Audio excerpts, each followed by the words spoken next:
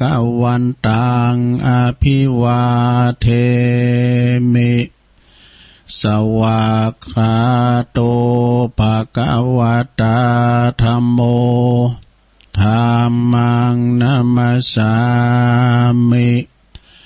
สุปฏิปันโนภะคะวะโตสาวกสังโฆสังฆังนะมามินะโม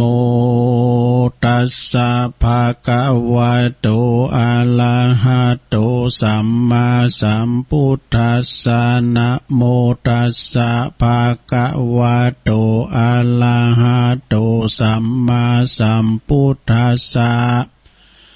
นะโมตัสสะภะคะวะโตอะระหะโตสัมมาสัมพุทธัสสะอิติปิโสภะคะวะอะระหังสัมมาสัมพุทโธวิจาจารณะสัมปันโนสุขโตโลกวิตูอนุตตโลปุริสธัมมัสสาลาธิสัทธาเทวมนุสสานังพุทโธ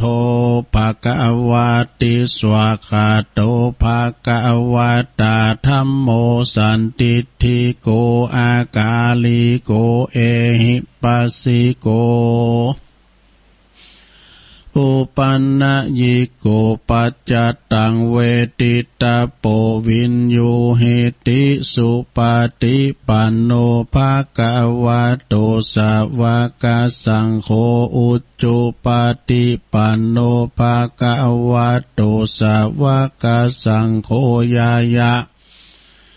ปฏิปันโนภะคะวะโตสาวกสังโฆสามิจิปฏิปันโนภะคะวะโตสาวกสังโฆญาติตังจัตตาลิปุลิสายุคานิอัฏฐปุลิสาปุคลา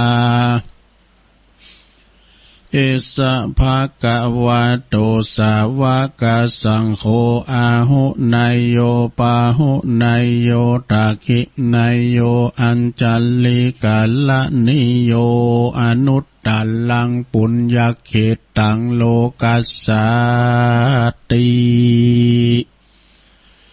จะยันโตโปธิยามูเลสักยานังนันทิวัตตโนเอวังตวังวิจัยโยโหหิจัยยสุจัยยมังคะเลอปัลลาจิตตปันลังเกสีเสปัทวิปุคะเลอภิเสเกสัพพพุทธานังอาคาปโต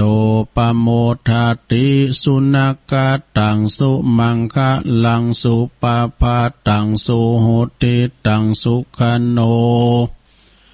สุโมโหโตจะสุยิทังพลัมมาจาลิสุปะทักขินังกายกัมมังวาจากัมมังปะทักขินังปะทักขินังมโนกัมมังปานิทิเตปะทักขินาปะทักขินานิกัตตวนะละพันตเถปะทักขิเนสัพพิติโยวิวัจจันตุสัพพะโลกโควินาศตุมาเตภวัตวันตลายโยสุขีติกายุโกภาวะอภิวาตานาสีลิสานิจังวุตตาปัจจายินโนจัตตาโลธรรมาวาตันติอายุวันโนสุขังปะลังเอาแล้วน้อสัทธาญาติโยมต่างหลายลุงก็ได้นำสวดมนต์ไปปันสินปันปอนไปปินตีเรียบร้อยขอคุณปฏิตไหลลัตนะผ่านแผ่วพระเกี่ยวเจ้าตั้ง3ประการเนอจุงได้ดลบันดาลอภิบาลปกห่มรักษายังครูบาอาจารย์พระสงฆ์องค์สามเณรเจ้าอยู่กับวัดกับว่าเนาะมีความสุขบันเทิงในธรรม อยู่กำจูปูจาวลาปุตศาสนาไปเหิงเมื่อนนานปินลมโพลมใสของลูกศิษย์ลูกหาศรัทธาญาติโยมปินเนิ่นนาบุญปินเนิ่นนาดีที่ศรัทธาญาติโยมได้สักการะบูชากับไหวแล้วก็ศรัทธาก็เหมือนกันเน้อปออุ้ยปอลุงแม่ป่าเฮาก็อยู่ดีมีสุขเน้อสุขภาพสมบูรณ์แข็งแรงหน้าแดงแสงเฮอกินข้าวลำกินน้ำลุงกันเน้อปิ้นกำลังใจสำหรับอีปออีเมเฮาที่เปิ้นปิ้นลูกติดต่างติดเต้งนี่นะปิ้นยังอ่ะเน้อเอาธรรมะเนี่ยไปปิ้นตือปึงจิตตึงปึงใจปิ้นอาหารใจอาหารกายก็เฮากินข้าวกินน้ำกันนี่กันเนาะอาหารกายอาหารใจก็คือธรรมะของพระพุทธเจ้าสัจธรรมคำสอนของพระพุทธเจ้านี่มีหนักหนาป้าป่านเป็นว่ามีถึง84,000พระธรรมขันธ์เด้อนะฉะนั้นก็นำธรรมคำสอนนี่ก็เอาไปยึดเหนี่ยวจิตใจคุณเฮาไปฟังตามน้ำตามธรรมคุณเฮานี่เกิดมานี่เหมือนมือหานนิ้วมันเตากันแต่พองก็เกิดมารวยพองก็เกิดมาตุกเพราะว่าเฮาสร้างบารมีมาเหมือนกันพองก็รอพองก็งามพองก็รูปร่างขี้ริ้วขี้เลนี่นะพองก็เป็นทุพพลภาพเหมือนทำติมหาวิบากปนว่าฉะนั้นทำมาเป็นสภาพอย่างได้ก็ทำใจเนาะทำจิตทำใจไปนะสดาญาติโยมทั้งหลายกันเฮาทำจิตทำใจบ่ได้นี่เฮาจะตุกใจโอ้คุณท่านนี่เปิ้นแก่เลยเฮาก็นี่เตียวดำหลังกองเลยๆน่ะเอาเปิ้นมาปีบเหมือนกับตุลุงเนาะโอ้ก็เฮายังมาอ่านหนังสืออยากจ่าลำเนิดเปิ้นบอกเปิ้นจบปริญญานี่เฮาจบป.4 ไม่มีเส้น 100% ราษฎรเต็มขั้นมาไปปีบที่เปิ้นได้จะได้เนาะเฮาก็สำเนียดหรือว่าเจียมตัวเฮารถ Honda เก่า มันมาตะเอียจะเล็งมันก็ถึงคืนมันตึกเอียนะเนาะศรัทธาญาติโยมทั้งหลายนั่นวันนี้ก็มาปบมาปะกันแถมวันหนึ่งแพทตังศรัทธานีกันเน้อศรัทธาเน้อวันนี้ก็ขอบคุณตังศรัทธานีคืนวิทยุที่เปิ้นได้ก็เกี่ยวสัญญาณไปกันเดียวเฮาก็ก้อยมาเนาะที่เฮาได้ไปกินเป็ดตานด้วยกันว่าเฮากินเฮาตานด้วยกันว่าก็โมนอกโมนใจศรัทธาแต่ว่านี่นะคุณนักคุณร้ายเดี๋ยวนี้เปิ้นตื่นกันเเปิ้นรับเปิ้นนอนกันอยู่ใจเย็นยินบึดก่อนใต้รายการก็มาโอ้ปีหลายน้องหนักเปิ้นมากันหลายก็ตุลุงก่อมป้อนหลายเก่านะแต่ว่าเปิ้นมากันโดยจิตโดยใจนะโดยเมตตาบารมีธรรมนะของพระเดชพระคุณหลวงพ่อพระครูสุจิตานุรักษ์ด็อกเตอร์หลวงพ่อเจ้าคณะอำเภอฝางเนาะเป็นเก้าเป็นประธานพร้อมโดยหลวงพ่อเจ้าคณะอำเภอแม่อายตัวเนอร์หลวงพ่อพระครูวิธานธรรมโสพลวัดแม่อายหลวงแต่ว่าเปิ้นก็เมตตามาด้วยลุงก็ไปไหวเปิ้นอยู่ขอบคุณตังสถานีวิทยุท้องถิ่นคลื่นพระพุทธศาสนาและจริยธรรมจังหวัดเชียงใหม่ FM 96.0 เมกะเฮิรตซ์โดยมูลนิธิพระบรมธาตุเจ้าดอยสุเทพเนอร์โดยอาจารย์ท่านพระครูปลัดสุรเดชสิริสุวรรณโนครูบาเจ้าวัดยางกวงเปิ้นปิ้นผู้อำนวยการเนอะศรัทธาญาติโยมทั้งหลายขอบคุณตังตุปีอรุณตุปีท่านมหาประสิทธิ์เขาต้วยที่อยู่บุญดอยสุเทพเชื่อมสัญญาณไปพินตีเรียบร้อยนะวันนี้เปิ้นเปิดเจ้ารับรายการรับฟังเพลงกันไปหน่อยนึงเนาะขอบคุณเนอะดีนาวแล้วก็อันคณะสงฆ์วิทยุคณะสงฆ์อำเภอฝางโดยมีเมตตาบารมีตามหลวงพ่อพระครูสุจิตานุรักษ์เจ้าคณะอำเภอฝาง FM 100.25 เมกะเฮิรตซ์ตั้งอยู่ณวัดพระบาทอุดมนำบ่อสาวาสำนักวิปัสสนาเนาะขอบคุณตุปีเจริญตุปีเลินตัวแต่ว่าในตุปีเลินเปิดก็ควบคุมเสียงปฏิสัมพันธ์ตุลุงเขาตนรับถวายการตนรับครูบาอาจารย์ปิ้นอย่างดีเปิ้นก็มากราบมาไหวความเดี๋ยวนี้เปิ้นก็ปิ้นตุลุงไปแล้วเนาะสืบศาสนากันไปนะขอแสดงความยินดีมุทิตาจิตด้วย สถานีวิทยุเพื่อการศึกษาพระพุทธศาสนาและวัฒนธรรม FM 104.50 เมกะเฮิรตซ์วัดฝายหินจังหวัดเชียงใหม่เนอะโดยเมตตาบารมีธรรมอาจารย์ท่านพระครูสมุวิสุวัฒน์วรกิจโจนะรองเจ้าอาวาสแล้วก็ผู้อำนวยการหลวงอาจารย์หลวงพี่หรือว่าท่านอาจารย์เปิ้นควบคุมโดยตนเองเปิ้นตื่นเจ้าลูกเจ้านะเปิ้นมาควบคุมเชื่อมสัญญาณโดยตนเองตัวนะแล้วขอบคุณทางดีนาวเรดิโอเนอะคืนดีนาวเรดิโอ 91.0 ตั้งอยู่ที่หน้าวัดบ้านเวงน้องหล่องนะโดยอาจารย์ท่านพระปลัดพลจิรปุญโญโดยมีคุณหน่อยเกษมศรีสุภาอินเนาะดีเจยองแล้วก็ท่านรองผู้อำนวยการเฮาก็อาจารย์สว่างกันทมูลจากร้านเวียงทองพาณิชย์เปิ้นก็เชื่อมสัญญาณไปปิ้นตีเรียบร้อยกำเดียวหลังจากที่ว่าถึงตี 4แล้วก็จะมีแถม2คืนนะก็คืนอันนี้กะคืนของแดนดินถิ่นล้านนาโดยคุณรุจิสมบัติตั้งอยู่ที่วัดที่บ้านโฮงงัวตำบลนำบ่อลงอำเภอสันปัดตอง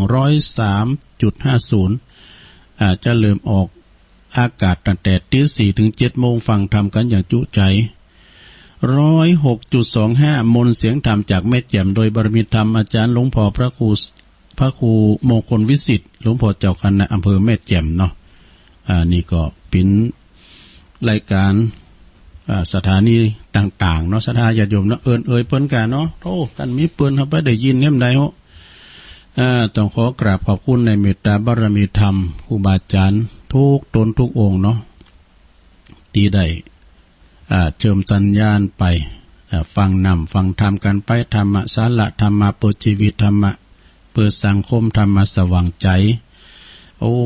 ปินว่าเปิ้นฟังกันหนักกันหลายแปลว่าเจ้าเนอะเจ้าเนี่ยคุณเปิ้นตื่นเจ้าสถาญาติโยมนะบางคุณเปิ้นก่อนนอนบัดลับนี่นะว่าจะว่ามีกะคารวะญาติโยมนะครูบาอาจารย์เปิ้นก็ซุ่มฟังอยู่นะครูบาอาจารย์พระมหาเถระนุเถระเนี่ยเปิ้นก็ฟังกันอยู่เนาะก็ต้องขอกราบขอบคุณในเมตตาบารมีธรรมครูบาอาจารย์ที่เปิ้นฟังกันโดยนะครับเนาะสำหรับวันนี้ก็ตุลุงน้อมนำเอาพระธรรมมาเทศนาได้รับความเมตตาจากตุอุ้ยเฮาเนอเปิ้นสูงมาพร้อมกับ2ผูกด้วยกันนะ2ผูกด้วยกันโดยเมตตาบารมีธรรมหลวงพ่อบุญปันปุญญธรรมโมตุอุ้ยเฮาเนาะเปิ้นสูงมาเปิ้นปิ้นเจ้าภาพปิ้นทำ2ผูกนะทำอยู่2ผูกด้วยกันผูกที่ตุลุงจะเอามาบรรยายวันนี้ปิ้นทำบรรยายเนอะซะได้เนอะณบัดนี้นะปินธรรมนะบัดนี้สำนวนโวหารฟังจื้อก่อโมนเนอะทำว่ามีไปดีมีทุนนี่ไปดีมีทุนยังซะนะจะไปลงทุนกำใจกันเดี๋ยวก็ถ้าฟังเนาะแล้วก็แฮมผูกก็จะติดแฮมผูกหนึ่งบรรยายเหมือนกันตายแล้วจะไปไหนนี่ก่อนในเปิ้นเขียนหนังสือไปถามท่านพระมหาทรัพย์นรินทร์โทเปิ้นก็ออกรายการธรรมะปาทีปทองนะผมขอเรียนท่านถามท่านมหาครับคนเราแล้วตายแล้วจะไปที่ไหนครับอาตมาก็ไม่รู้เหมือนกันเพราะว่าอาตมาก็ไม่เคยตาย ถ้านั้นวันพุธนี้ลองฟังพอเด้อตายแล้วจะไปไหนนะมีศรัทธาเปิ้นปิ้นเจ้าภาพแม่แสงเอื้อยนะศรัทธาแม่แสงเอื้อยสุทธิวงศ์ถวายปูจากันเตดโดยเปิ้นอุทิศบุญกุศลแผ่พายย้ายบุญไปสู่ปรโลกไปหน้าโดยผู้ที่ลงรับขันไปสู่ปรโลกไปหน้าอันหมายมีปอทองสุขแม่สุรพิงค์นายสุรพิงค์สุมาศนายสุรพิงค์เด็กหญิงเบญจวรรณสุทธิวงศ์ขอนะบุญอันนี้ไปฮอดไปถึงจิมเตอร์หรือเนาะนิพพานังปรมังสุขังนี่แม่แสงเนอะเปิ้นปิ้นเจ้าภาพแล้วก็มีทำลายเจ้าภาพอยู่แสดงวันนี้มีโต๊ะจุยเนอะโยมเนอะเบื้องใต้รายการจะได้ประกาศรายนามแต่ว่าไม่ใช่ประกาศก็จื้อนะเพราะว่าเปิ้นบ่คือประกาศปิ้นจำนวนเงินอย่างอันนี้นะขออนุญาตเนอะขอ ออนุญาตเขาประกาศก็มีเจ้าภาพแม่อุ้ยหมอนนวลพรหมมาแบนนี่เปิ้นอายุ103 ปีนะโยมนะเปิ้นก็ยังมีอินทรีย์ชีวิตอยู่แข็งแรงเปิ้นเอวบางห่างหน่อยหูตาดีแต่ระบบเสียงเนี่ยมันค่อยดีเหมือนกัน ตาดีนะเปิ้นอยู่บ้านป่าเบาะเนี่ยนะป่าเบาะก็งามนะตำบลแม่แรงนะ เปิ้นเป็นเจ้าภาพโดยปมเลินปมดดอกสินนะเปิ้นก็ประสานงานมาขอบคุณเด้อขออุ้ยหมอนเฮาใน120หลวงหมอนเด้อหลวงหมอนนวลพรหมมาแบน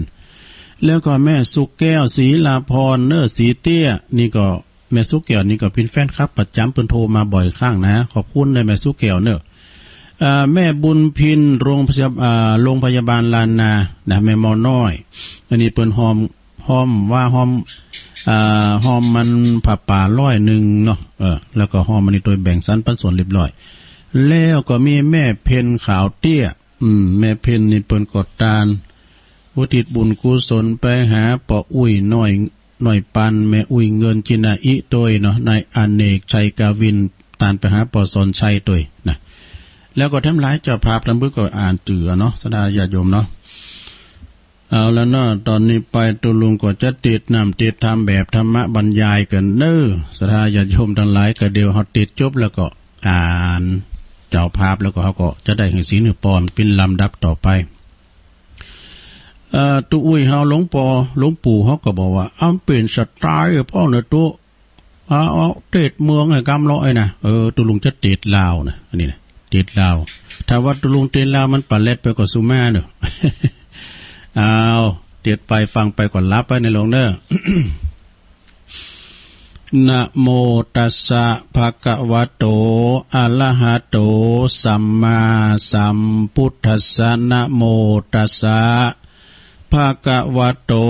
อะระหะโตสัมมาสัมพุทธัสสะนะโมตัสสะภะคะวะโตอะระหะโตสัมมาสัมพุทธัสสะตะโมตะมะปลายะโนตะโมโชติปลายะโน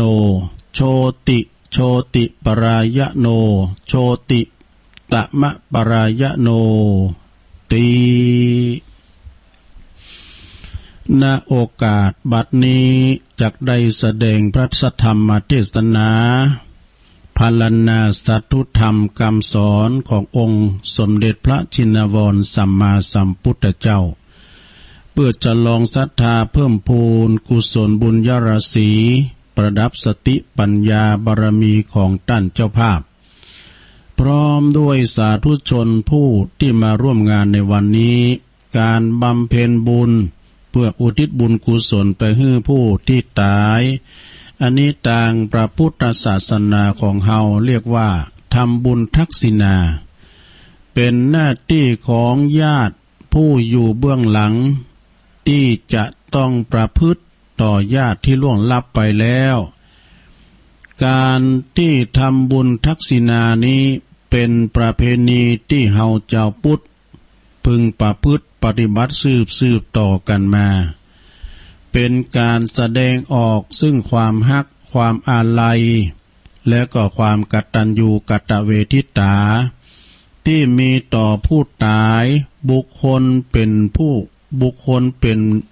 อยู่นี้นะบุคคลเขาเป็นผู้เป็นอยู่นี้เมื่อระลึกนึกได้ว่าผู้ตายเปิ่นมีคุณแก่ตนอย่างใดแล้วก็ควรอย่างยิ่งที่จะได้ทำบุญทักษิณานุปทานอุทิศบุญกุศลไปให้เพื่อแสดงออกซึ่งความกตัญญูกตเวทีซึ่งเป็นคุณงามความดีเป็นพื้นฐานเป็นมาตรฐานของคนดีสมดังกรรมพุทธภาษิตที่ว่าภูมิเวสาธุรูปานังกตัญญูกตเวทิตาซึ่งแปลความว่าความกตัญญูกตเวทีเป็นภาคพื้นของคนดีทั้งหลายกล่าวคือเป็นคุณธรรมที่จะอุ้มชูคนดีเอาไว้ เหมือนกับแผ่นดินที่สรรพสิ่งต่างๆแผ่นดินเป็นที่งอกเงยขึ้นของสรรพสิ่งในโลกฉันใดความกตัญญูกตเวทีก็เป็นพื้นฐานที่เป็นฐานที่จะรองรับเป็นที่งอกเงยขึ้นแห่งคุณงามความดีอย่างอื่นเช่นกันนะหากขาดความกตัญญูกตเวทีแล้วความดีอย่างอื่นๆก็หามีไม่ฉะนั้นท่านจึงได้กล่าวไว้ว่านิมิตตังสาธุรูปานังกตัญญูกตเวทิตาความกตัญญูกตเวทีนั้นเป็นเครื่องหมายของความเป็นคนดีถ้าบุคคลใดปราศจากความกตัญญูกตเวทีแล้วผู้นั้นย่อมได้ชื่อว่าเป็นคนบ่ค่อยดีสักเท่าใดเป็นคนอกตัญญูเนอะ บ่ควรคบหาสมาคมโดยดังไม้เท้าของคนแก่คนเฒ่ายังมีประโยชน์มากกว่าคนที่อกตัญญูเพราะไม้เท้านั้นยังได้ค้ำยันภัยค้ำยันกายบ่ฮื้อส่วนเซหกล้มใจป้องกันสัตว์หายต่างๆได้ส่วนคนอกตัญญูนั้นมีแต่จะเบียดเบียนให้ได้รับความเดือดร้อนฝ่ายเดียวชีวิตทุกชีวิตมีความตายเป็นที่สุดบ่ว่าเด็กหรือว่าผู้ใหญ่หญิงหรือว่าจายาจกหรือว่าเศรษฐีล้วนแล้วแต่ตายด้วยกันทั้งนั้นบ่มีไผที่จะหลีกพ้นไปได้และเมื่อตายไปแล้วเนี่ยจะเอาสมบัติพัสถานอันอย่างไปโดยพ่องนะเอาอันอย่างไปโดยได้พ่องอย่างคำกรเพิ่นถึงว่าสดาญาติโยมทั้งหลายคำกรเพิ่นว่าจะได้เพิ่นว่าอันชีวิตคนเราก็เท่านี้พอเป็นผีกายเก่าก็เน่าเหม็นนอนยาวเหยียดไม่อาทรหนาวร้อนเย็นถูกจับเข็นใส่ไฟไหม้ลุกรวมลันเมื่อยามมามือเปล่ามาเท่าไรเมื่อยามไปมือเปล่าไปเท่านั้นมีอะไรเพียงนิดตามติดพลันทุกสิ่งอันเลิกเกี่ยวไปเดียวดายเหลือแต่เท่ากองกระดูกให้ลูกหลานชื่อแท้จานจำจดกำหนดหมายเพียงดีชั่วเท่านั้นนับพันกายแม้นชีพวายติดตามเห็นดังเช่นเงานี่เอามียศถาบรรดาศักดิ์ก็เอาตัวแปมได้สักอย่างยศและลาภหาไปมิได้แน่เว้นเสียแต่ต้นทุนบุญกุศลทิ้งสมบัติทั้งหลายไว้ปวงชนร่างของตนเขายังเอาไปเผาไฟนี่มีเงินทองของใช้ไร่นามากตายแล้วจากทิ้งไว้ให้ลูกหลานเป็นสมบัติซึ่งซึ่งไม่นานครั้นวายปราณขนไปไม่ได้เลยนี่มีอย่างที่จะติดตามเขาไปสักอย่างเปิ้นก็ถึงว่าอันทรัพย์สินถิ่นฐานทั้งบ้านช่องอีกเงินทองไล่นามหาศาลเป็นสมบัติติดตัวได้ชั่วการจำต้องผ่านจากกันเมื่อวันตายส่วนความดีมีใจสัตย์สมบัติแท้ถึงตัวแก่กายดับไม่ลับหายได้สถิตติดแน่นแทนร่างกายชนทั้งหลายเขาสรรเสริญเจริญพรอันนี้เป็นคำกรวรรณยมนะเอามาแทรกไว้ให้นิดหน่อยคนเฮาตายไปแล้วสู้งัวควายบ่ได้งัวควายจ้างม้าตายแล้วเหลือหนังดูเขาคนยังเอาใจกันได้จะลวงสุดตับปุ่มปอดไส้คนเฮาก็ยังกินลำอิ่มต้อง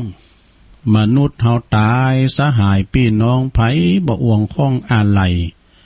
สุดแต่ดูพวกเอาขว้างเสียไก่กลัวจักเป็นภัยผีมาหลอกบ้าน เนี่ยหรือว่าแต่คุณงามความดีเนอะญาติโยมทั้งหลายพฤกษภภากาสอนอีกุญชรอันปลดปลงโททนเสน่งคง สำคัญหมายในกายมีนรชาติวางวายมาลายสิ้นทั้งอินทรีย์สถิตทั่วแต่ชั่วดีประดับไว้ในโลกานี่มันเป็นอย่างอี้ดูศรัทธาญาติโยมเนาะแถมบทหนึ่งเปิ้นบอกว่าข้าวห้ามเรื่องของความตายเปิ้นว่าเกิดแก่เจ็บตายสหายพี่น้องไผบ่ห่วงข้องอาไหลสุดแต่ดูพวก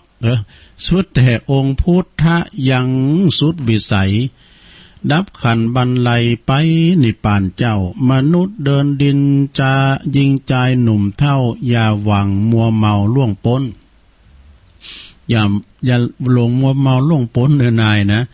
ความตายบ่เว้นพระเนนก็ตายเท่าแก่ยิงใจเจ้านายแหละข้ามหาเศรษฐีผู้ดีมีหน้าแม้แต่ครูบายังเมียนเนาะวัฏสงสารกล่าวขานบ่เพี้ยนบ่พิษแผกเบ้าในธรรมตายดีตายหายยิงใจนานนำจักเอาเงินคำแลกซื้อบ่ได้แลกซื้อบ่ได้อันนี้เอามาแทรกตัวนะโยมเนอะเอามาแทรกตัวนิดหน่อยเป็นข้าวกรอนนะตัวลุงจังต้องไว้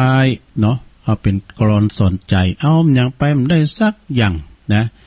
สิ่งที่ตามเฮาไปได้เกิดมาตัวเปล่าเฮาก็ไปตัวเปล่ามีเพียงชื่อเสียงเกียรติยศคุณงามความดีที่ตนได้ทำไว้แล้วเต้าอันที่จะปรากฏอยู่ให้คนประจักษ์และก็กล่าวถึงมีพุทธภาษิตรับรองไว้ว่ารูปังจิรติมัจจานังรูปร่างกายของสัตว์ทั้งหลายย่อมเสื่อมสลายไปนามโคตังนชิรติแต่ชื่อเสียงและวงตระกูลหาเสื่อมสลายไปไม่ดังท่านกล่าวไว้เป็นคำในคำฉันสกฤตสอนไว้ว่าพฤกษภกาสอนตุลุงชิงว่าตะกี้แล้ว เป็นข้าวห้ามและงัวควายจ้างม้าอันนี้ตุลุงก็ว่าไปแล้ว ตะกี้เนี่ยเนาะแล้ววกเอาไปจะมีก็แต่คุณงามความดีและก็จะมีแต่ความดีและความชั่วเต้าอันเนอะที่จะฝากไว้ให้กับคนกล่าวขานหากแม้นนะทำความดีเอาไว้เขาก็สรรเสริญเทิดทูนสร้างอนุสาวรีย์ไว้เป็นอนุสรณ์สดุดีแต่ถ้าหากว่าเราได้ทำความชั่วเอาไว้ตายแล้วเขาก็จะมีแต่สาปแช่งนินทานะชื่อเสียงเขาเสื่อมเสียในวงตระกูลต่อไปญาติโยมท่านผู้ฟังทั้งหลายตามหลักแห่งพระพุทธศาสนาท่านจำแนกบุคคลไว้4จำพวกด้วยกัน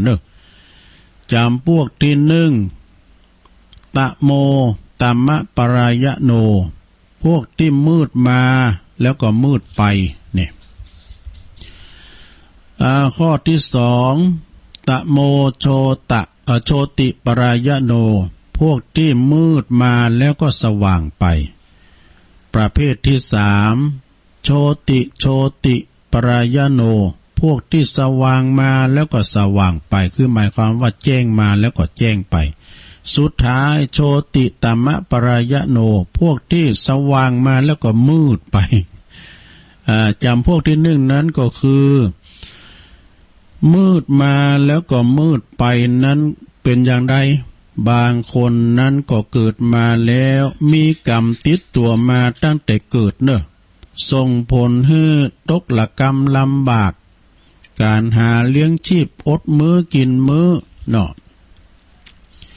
ร่างกายก็ผสมประกอบพิกลพิการเกิดมาแล้วก็ชีวิตเหมือนถูกสาปถูกแจ้งมาเกิดนะถูกสาปให้มาเกิดต้องคอยขอทาน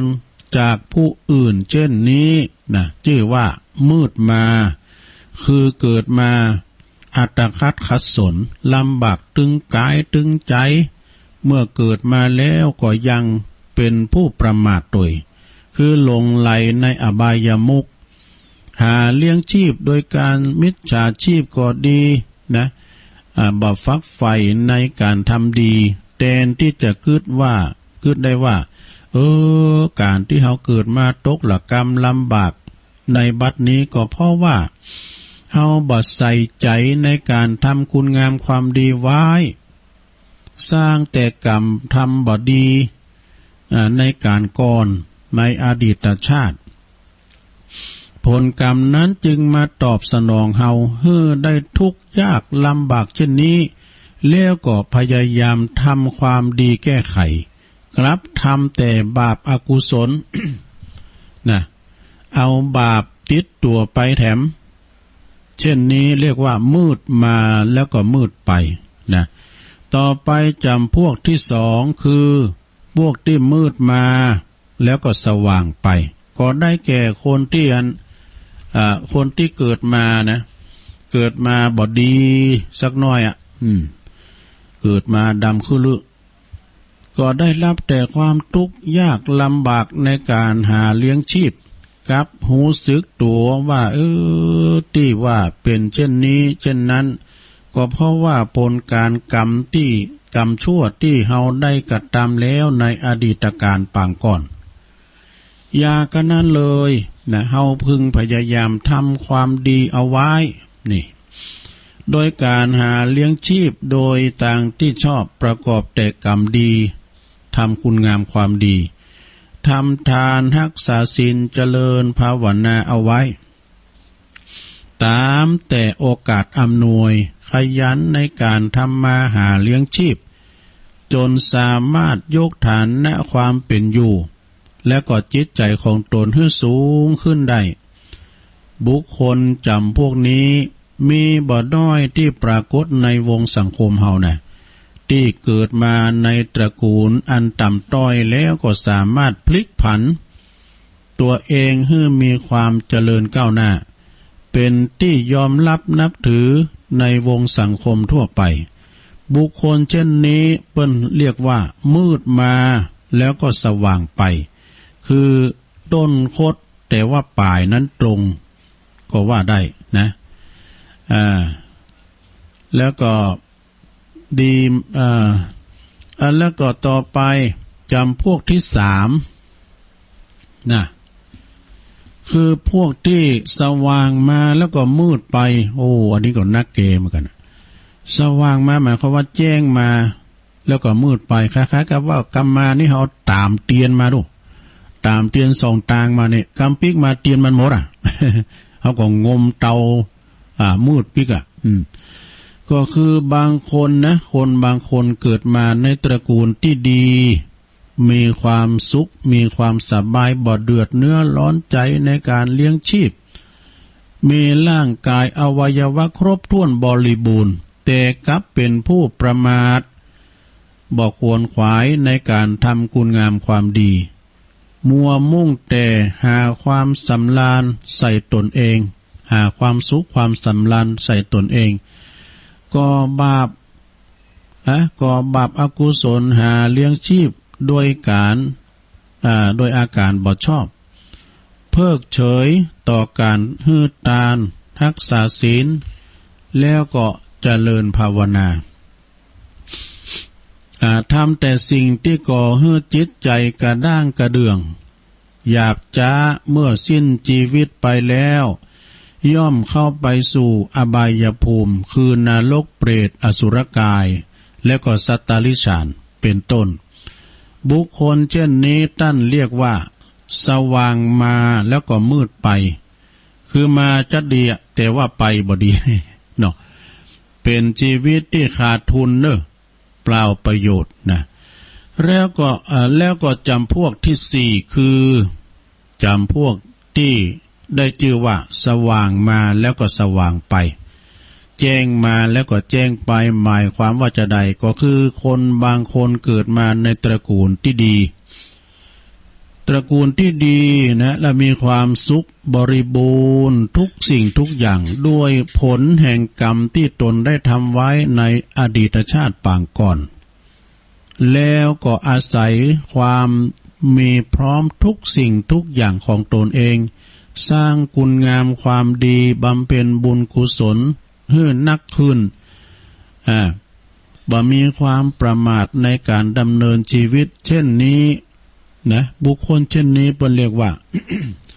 สว่างมาแล้วก็สว่างไป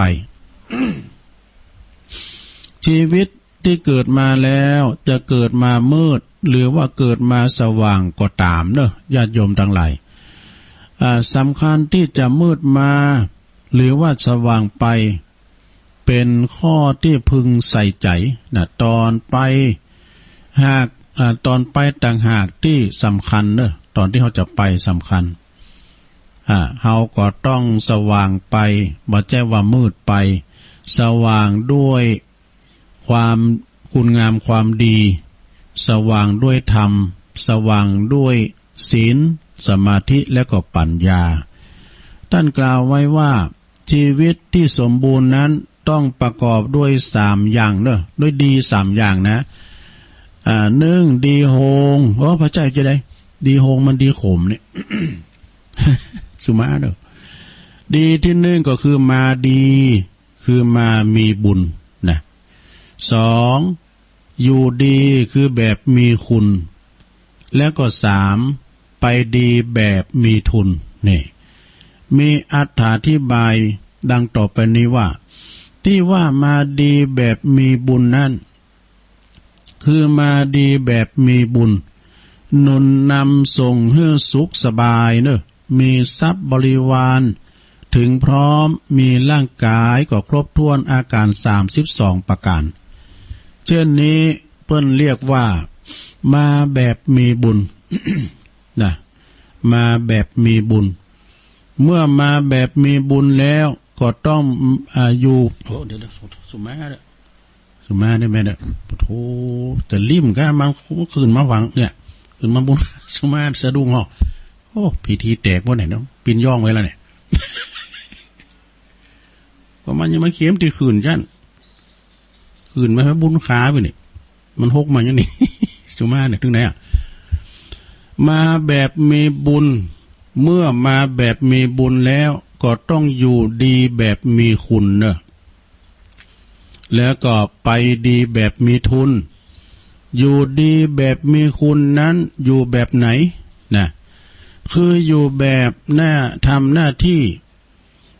ของตนให้ถึงพร้อมในญาติโยมทั้งหลายนะทุกคนนั้นเกิดมา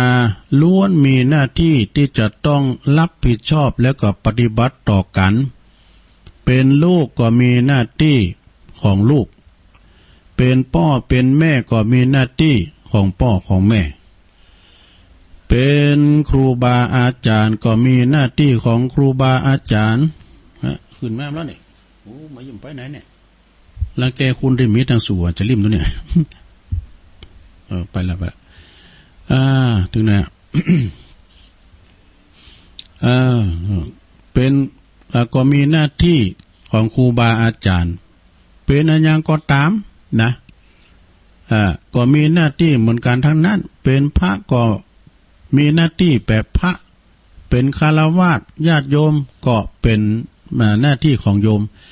เป็นสามีเป็นภรรยาเป็นนายกก็ดีเป็นสสสวสจเป็นอบทก็มีหน้าที่เหมือนกันนั้นนะเพราะว่าธรรมะก็คือหน้าที่นะแล้วก็การทำหน้าที่ของที่ดีของตนนั้นพึงถึงพร้อมอย่างบกพร่องนั้นก็ได้ชื่อว่าอยู่ดีแบบมีคุณเนอะอยู่ดีแบบมีคุณลูกมีหน้าที่ของลูกก็คือตอบแทนบุญคุณของพ่อของแม่กะนะจะไปกินแอลครบหมู่ครบฝูงถ้าเลิกโรงเรียนมาก่อนล้างถ้วยล้างจานกะหุงข้าวเป่าไฟโบะหลัวบ้านหลัวเมียกันเดียวเนาะตักน้ำหาบน้ำมาใส่หม้อใส่ไหบัดเดี๋ยวนี้มันมีก๊อกหมดเนี่ยทำบุญต่อพ่อต่อแม่พ่อแม่ก็มีหน้าที่เลี้ยงดูแนะนำสั่งสอนลูกให้เป็นคนดีครูบาอาจารย์ก็มีหน้าที่ให้การศึกษาอบรมสั่งสอนลูกศิษย์ลูกหาพระก็มีหน้าที่เผยแผ่ธรรมะแล้วก็สามีภรรยาก็มีหน้าที่เลี้ยงครอบครัวนะ บ่นอกใจคู่ครองแม้ว่าตนนะแม้ว่าตนแม้ว่าตนท่านเป็นสสสวผู้ว่าก็ดีก็มีหน้าที่คือการบริหารชุมชนนะบริหารประเทศชาติให้เจริญรุ่งเรืองอยู่ผู้ที่ทำหน้าที่ผู้ที่ทำหน้าที่ของตนให้บริสุทธิ์นะก็จะบริบูรณ์ให้ถูกต้องนั้นบ่ขาดตกบกพร่องแต่อย่างใดก็ย่อมได้ชื่อว่าเป็นผู้ที่อยู่ดีแบบมีคุณเนอะคืออยู่ดีแบบมีคุณงามความดีนั่นเองนะเมื่อมาดีแบบมีบุญแล้ว อยู่ดีแบบมีคุณแล้วเพื่อให้ชีวิตเราสมบูรณ์ยิ่งขึ้นเวลาไปต้องไปแบบมีทุนนะมีทุนนั้นก็ทุนในที่นี้ก็หมายถึงบุญกุศลนะบุญกุศลความตายซึ่งเป็นสิ่งที่แน่นอนซึ่งเป็นสิ่งที่บันแน่นอนญาติโยมทั้งหลายเป็นของที่บ่มีนิมิตบ่มีเครื่องหมายบอกให้หูล่วงหน้ามั่นจะบอกให้หูล่วงหน้าจะตายเมื่อใดก็บ่ได้ฉะนั้นเฮาก็ควรเตรียมกายเตรียมใจเตรียมตัวตายไว้ให้พร้อมก่อนที่ความตายมันจะมาถึงเฮานะโดยบ่เพิกเฉยต่อการทำดีดุจผู้ที่จะเดินทางไกลนะจัดเตรียมเสบียงอาหารให้พร้อมแล้วก็พร้อมที่จะเดินทางได้ตลอดเวลาบัพภาวะภาวงกับสิ่งที่ภาวะภาวงสิ่งนั้นสิ่งนี้แหมการที่จะไปสู่ปรโลกเบื้องหน้านั้นเปรียบได้กับการเดินทางไก่เนอะศรัทธาญาติโยมทั้งหลาย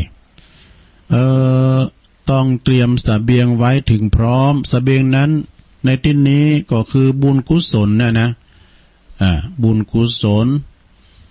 มีการฮือตานรักษาศีลแล้วก็เจริญภาวนาอย่างอี้เป็นต้นผู้ที่ยังบุญกุศลฮือถึงพร้อมแล้วเมื่อลาลับดับขันไปสู่ปรโลกไปหน้าแล้วย่อมได้ชื่อว่าไปดีแบบมีทุนนี่โอ๊ตเอาได้ทำน้อยเดียว ท่านทั้งหลายชีวิตของสัมพสัตว์นั้นย่อมไหลเลื่อนเคลื่อนไปสู่ปากทางแห่งความตายโดยเสมอภาคกันหมดบ่มีไผผู้ใดรอดพ้นไปได้ดังที่เฮาได้มาประจักษ์ด้วยตนเองในวันนี้เนาะ โดยมีผู้ตายเป็นทิฏฐานุคตินะฉะนั้นพึงหีบสร้างขวนขวายทำหน้าที่ของตนหมั่นสร้างบุญก่อกุศลเอาไว้ให้นักคนจะดีจะชั่วนั้นบ่แจ้ว่าจะอยู่ที่ชาติกำเนิดเนอะต้นตระกูลแต่คนที่จะดีหรือชั่วนั้นจะอยู่ที่การกระทำนะการกระทำเท่าอันที่จะจำแนกสัตว์ให้ดีหรือว่าเลวสัตว์โลกทั้งหลายย่อมทั้งหลายทั้งมวลนั้นย่อมเป็นไปตามกรรมของตนกำเนิดของคนนั้นบ่สำคัญที่เกิดมาแล้วก็จะทำดีได้มากน้อยแค่ไหนเท่าอันจะสว่างมาหรือว่าจะมืดไปก็ตามแต่ตอนไปนั้นต้องสว่างไปเนาะเกิดมาก็จะมีบุญหรือจะหรือบ่มีบ่สำคัญนี่นะหรือไม่ก็บ่สำคัญแต่เกิดมาแล้วต้องอยู่ให้มีคุณแล้วก็ต้องไปแบบมีทุนให้นักที่สุดการทำบุญทำความดีนั้นพึงทำบ่อยๆทำเจือทำเนืองบ่ทำนักก็ทำน้อย แม้จะ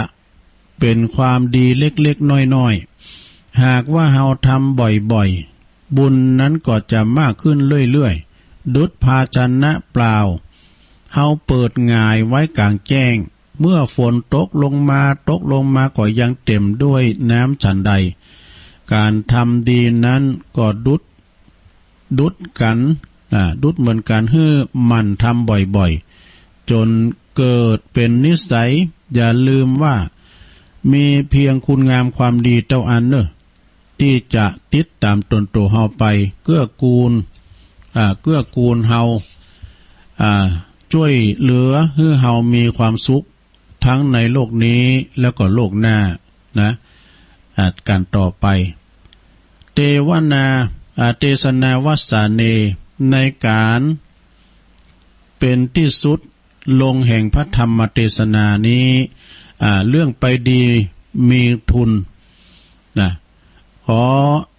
อำนาจแห่งการบำเพ็ญบุญทักษิณานุปทานในวันนี้จงสำเร็จเป็นพลวะปัจจัยเกื้อกูลเฮือตั้นที่ล่วงลับไปก็ดีญาติพี่น้องของเฮาที่ล้มหายตายจากไปก็ดีจงมีวิญญาณไปสู่สุขสงบนะประสบแต่สิ่งที่ดีงามในปรโลกเบื้องหน้าอย่าได้ทุกข์ร้อนใดๆสมดังเจตนาของท่านเจ้าภาพพร้อมด้วยญาติมิตรสหายญาติสนิทมิตรสหายทั้งหลายจงทุกประการดังที่ตุลุงได้แสดงพระธรรมเทศนามาก็พอสมควรแก่กาลเวลาก็ขอสมมุติยุติลงปงไว้เพียงเต้าอี้เอวังก็มีด้วยประกาศชนีสาธุสาธุสาธุเอาเจ็บเอวเฮ้ยลงเฮ้ยตุอุ้ยเปิ้นว่าเอาเตดเมืองไอ้กำเนตุลูกตุหลานก็เลยสนองศรัทธาเปิ้นเนาะเตดลาวไอ้กำเนี่ยนะเปิ้นก็ยังห้อยใต้ทั้งหน่อยนะตุอุ้ยเฮานะเปิ้นบอกว่าวันวิสาขบูชานะทรงประสูติอันนี้เป็นประวัติเล็กๆน้อยๆอ่านไปตามประเขียนนี่เนาะทรงประสูติวันศุกร์เพ็ญเดือนวิสาขปีจอนี่ก่อนพุทธศักราช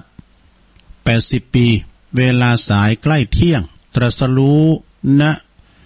ใต้ต้นโพนะริมฝั่งแม่น้ำเนรัญชราวันพุธปรินิพพานเมื่อปีมะเสงวันอังคารนะเมืองกุสินารานะเวลาสายใกล้ลุ่งหัวใจศาสนาพุทธนะอันนี้โอวาทนะโอวาทของพระพุทธเจ้า3 อย่างหนึ่งเว้นจากทุจริตคือประพฤติแต่สิ่งเว้นจากทุจริตคือประพฤติชั่วด้วยกายวาจาใจ 2. ประกอบสุจริตคือประพฤติชอบด้วยกายวาจาใจ 3. ทำใจของตนให้หมดจากเครื่องเศร้าหมองคือโลภะโทสะโมหะเป็นต้นนี่อันนี้ก็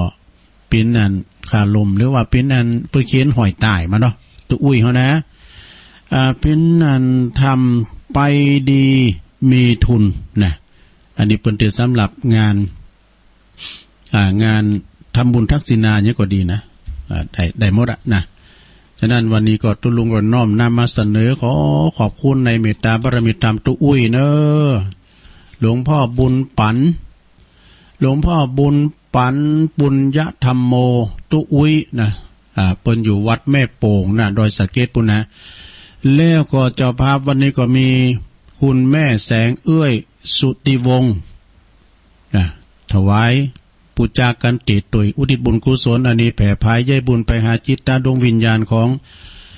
ปอทองสุขก็ดีนายสุรพิงค์และก็เด็กหญิงเบญจวรรณ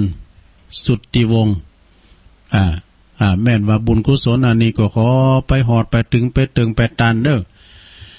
การว่าไปจุดจอดรอถึงตึงเมื่อเจ้าขอกับกายปิ้นเขาง่ายไปหอดเมื่อควายขอกับกายปิ้นเขาตอนแม่นว่าไปจุดจอดรอถึงตึงยำตอนขอกับกายปิ้นเกี่ยวปิ้นแสงไปหอดยำแรงขอกับกายปิ้นแผ่นเสือแผ่นผ้าไปหอดเมื่อหลักของปิ้นเขาติบน้ำติบ10 ประการเด้อต้นตัวเขาจอดตั้งหลายได้กินในบริโภคนะก็เดียวตุลุงขออนุญาต ประกาศก็เดี๋ยวเขาเอาปอนกันพร้อมกันเนาะประกาศอันนี้หน่อยเนอะขออนุญาตเนาะอันนี้ก็แม่สีทรปันวาลีหรือว่าแม่บุญมีนะโอ้อันนี้ก็เปิ้นเขียนไว้มือเนาะนะเปิ้นก็เอาฝากห้องไปตุลุงก็อันจัดสรรไปตามนั่นละเนอะแม่สีทรเนอะไปอยู่หลายปีนี่ในวังสวนกุ่ยหลายปีนี่หันหลังคาเฮือนไปอยู่แม่สีทรนี่เปิ้นก็โอ้ไปไหนก็มันจะลุกนะเปิ้นก็ฟังรายการหมู่เฮาทั้งหลายเนี่ยนะก็สร้างเจดีย์วัดดอนจันทร์ต้อยเสเจดีย์สเวดากองนะแล้วก็ซื้อเครื่องทรงต้อยกันเตดต้อยแล้วก็กันเตดลุงมานิดเนี่ยเปิ้นเตดทำเนมิราช แล้วก็ไปทำบุญตอดป่าต้อยขอบคุณแม่สีทรปันวาลีวังสวนกล้วยเนาะเปิ้นฟังตลอดแล้วก็แม่หลงหม่อนต้อยหลงหม่อนนวลพรหมมาแบนนะอายุ103 ปีโยมนะไปอยู่ป่าเบาะก็งามอยู่นะป่าเบาะก็งามตำบลไม้แรงเนี่ยอันนี้ก็มีอันนี้สายของตุลุงมานิดเนาะอันนี้วันก่อนนะกันนะหลวงพ่อมานิดถามว่าโลสำนักสงฆ์หอมบุญรวมทำบุญมา1 ซองเปิ่นประกาศเนอะจำนวนเงินนะแม่อัมพรพวงมาลาป่าไม้แดงเนอะบ้านป่าไม้แดงดอยสะเก็ดถวายการนำกาไฟวัดพระธาตุดอยน้อยเนอะสาธุสาธุแล้วก็แม่แสงหลาพวงมาลาอันนี้ก็บ้านป่าไม้แดงหมู่9ดอยสะเก็ดอำเภอดอยสะเก็ดนะการนำกาไฟโดยขอบคุณเนอะแม่ถนอมศรีมหาวันพร้อมในครอบครัวเนื้อป่าไม้แดงดอยสะเก็ดหมู่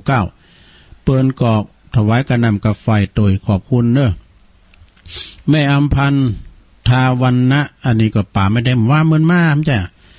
รวมทำบุญอันนี้ก็ดอยสะเก็ดเหมือนกันเนอะก็ขออนุโมทนาด้วยนะอันนี้ก็เปิ้นมากำก่อนนะแล้วก็อัน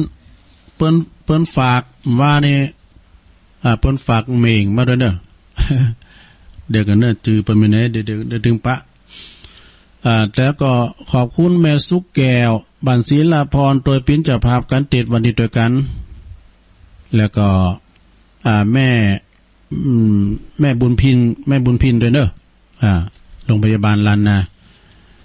แล้วก็ขอเจริญพรขอบคุณครับเปิ้นทำบุญเนื่องจากวันเกิดวันที่6 พฤษภาคมที่ผ่านมานะหมายมีคุณโยมบุญส่วนสุขเขียวเปิ้นก็รวมทำบุญถวายโภชนาอาหารขอนำโภชนาอาหารเนาะแล้วก็เปิ้นอุทิศบุญกุศลไปหาปู่ย่าตายายแล้วก็เทพบุตรเทวดาพอเกิดไม่เกิดนะเมธรณีพระแม่โพศพตั้งหลายตัวนะขอบคุณเด้อตังคุณแม่บุญส่วนคุณแม่บุญส่วนสุขเขียวตัวเปิ้นมาพร้อมกับแม่จันหอมบัวภัยจิตเนอะอันนี้ก็เปิ้นทำบุญถวายต้านไหวภายภาคหน้าขอบุญกุศลปกปักรักษาไอ้ดอกข้าพเจ้าจงมีแต่ความสุขตลอดไปเถิด ขอบคุณเนอะโอ้วันนั้นเปิ้นเอาของมาถวายหลายมันก็ได้พักไม่ใส่คือไม่เกอเฮอด่างมีหลายอย่างมีแผวไข่บุ้ม หลายอย่างมาถวายกะลำปีพองก้าเนี่ยปลอดสารพิษดิหรอขอบคุณเนอะมีแผวเครื่องใจเครื่องซอยภายใน ภายในอันโฮงโคนะขอบคุณมันนะโอกาสที่นี่ตัวอันนี้ก็มีแม่อวนกิติลังกาบันสันควางเนอะวันนั้นเปิ้นมาส่งน้ำถาด8 ปิ้งเนี่ยกะเปิ้นมากับคณะศรัทธาสันหินฟ้าหลังนะขอบคุณในหลวงโอนเนอะเด็กหญิงอวน บุโทรมาเนอะแล้วก็มีแม่แก้วมูลบุญกองรัดอันนี้เปิ้นอยู่สันหินฟ้าหลังนี่นะทำบุญพร้อมกับลูกหลานด้วยหลานญาติมิตรทุกคนด้วยนะแล้วก็เฮียซิวเจสมบูรณ์อิสกุลวงเนอะเปิ้นก็รวมทำบุญโดยแม่เจก็มาวันนั้นนะแม่คำแปงปทุมทาพร้อมลูกหลานสันหินฝรั่งเนอะรวมทำบุญแถม1 ซองแม่เตือนตาอินตาสันหินฝรั่งก็1 ซองแม่หลวงโอนกิติลังกาอันนี้สร้างกุฏิใหม่ของหลวงพ่อแถม1 ซองเนอะยินดีหลายๆแถมอันนึงเนาะแถมอันนึงอันนี้ก็พี่น้องตั้งบ้านหุงบนฝากมาเนอะหมายมีผู้นำบุญนะแม่สายคำนี่ อุตสาหปันเนี่ยพร้อมครอบครัวเนี่ยเปิ้นอยู่ซบล่องบันหุงนี่นะคุณยองเหมือนกันเนี่ยก็รวมทำบุญโดยอายุเปิ้น74พอยังหนุ่มขับรถได้สบายขึ้นดอย อายุ74นะครับรถปุโตขับรถขึ้นมาเปิ้นก็มากันหลายก้อนหลายคุณหลงหลาเขาทำบุญวันเดือน8ปิ้งมาโดยขอบคุณเน้อแม่สายคำเปิ้นก็โลดไปที่วัดตังลุมตัวเองแม่หลงหลาด้วยเน้อหลงหลาความครอบครัวซบล่อง1ซองแล้วก็หลงหลาก็รวมทำบุญการนำกาแฟแถม1ซองขอยินดีหลายๆนะปอนน้อยปนฝากมานะปอนน้อยแม่สีทอนกุณคำซบล่องแถม1ซองก็แล้วก็แม่ขานพร้อมด้วยครอบครัวซบล่อง1ซองกันนิกาใจเตี้ยซบล่องแถม1ซองแล้วก็มีปอจุมเมซอน ปอจุมเมซอนพร้อมครอบครัวเนื้อซบล่องแถม1ซองนายถมนางสีทอนซบล่องแถม1ซองเพิ่นฝากแม่สายค่ำมานะ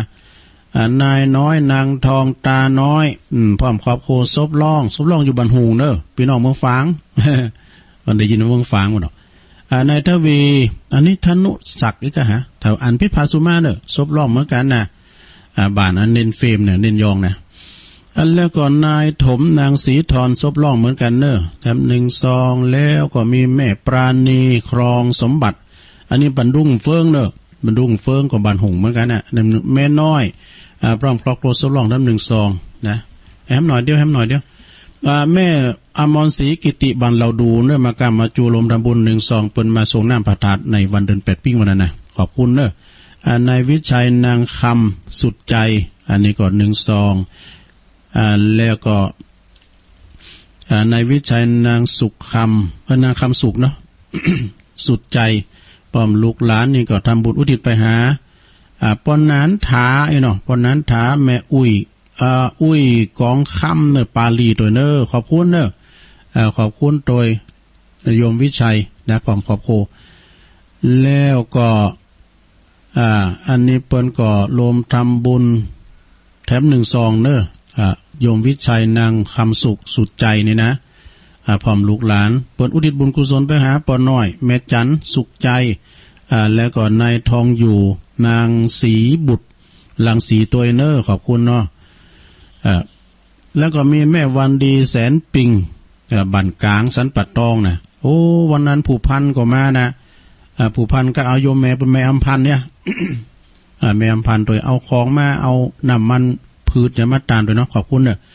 คำแปลงใช่ไหมนะคำแปลงแก้วคำยศดีก็ฮะหรือว่าตองกายกันเนี่ยแม่อำพันเขาก็ดีเปิ้นก็มาลมทำบุญหางดุ้งเนาะจากหางดุ้งเอาแต่เอียกันเนอะ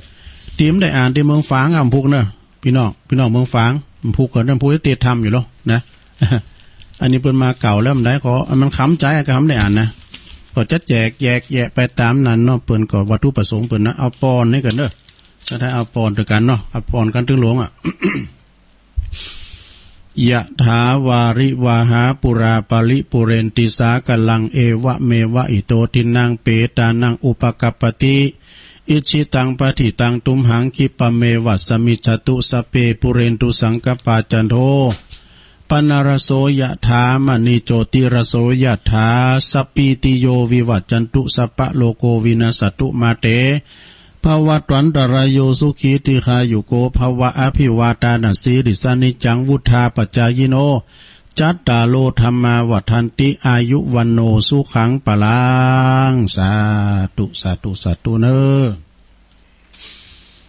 อตอนนี้เอานี่มาวาแถมสดาญาโยมทั้งหลายนะ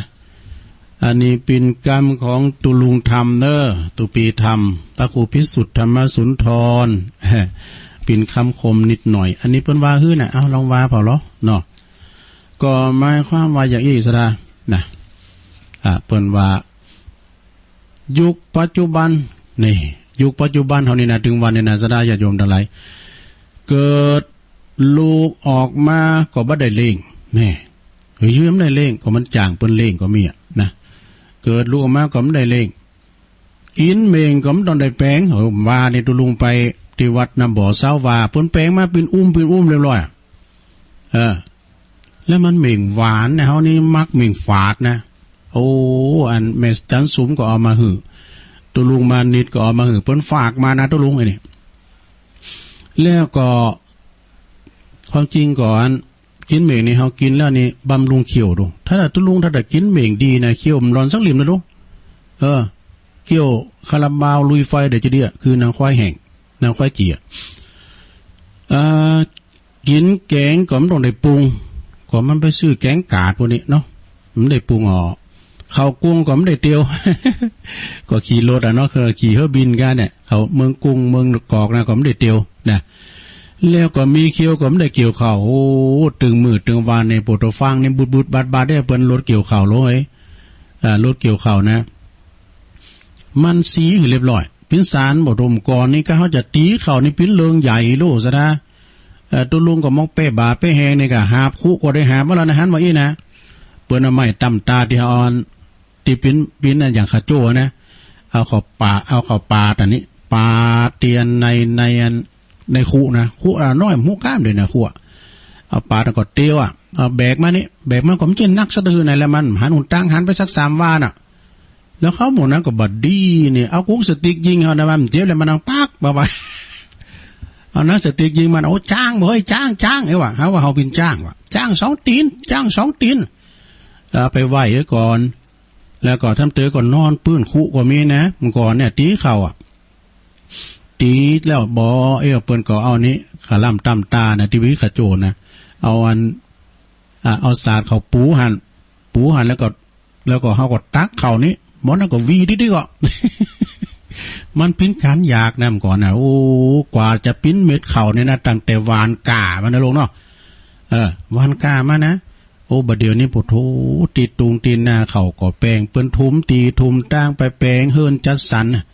บ้านจัดสรร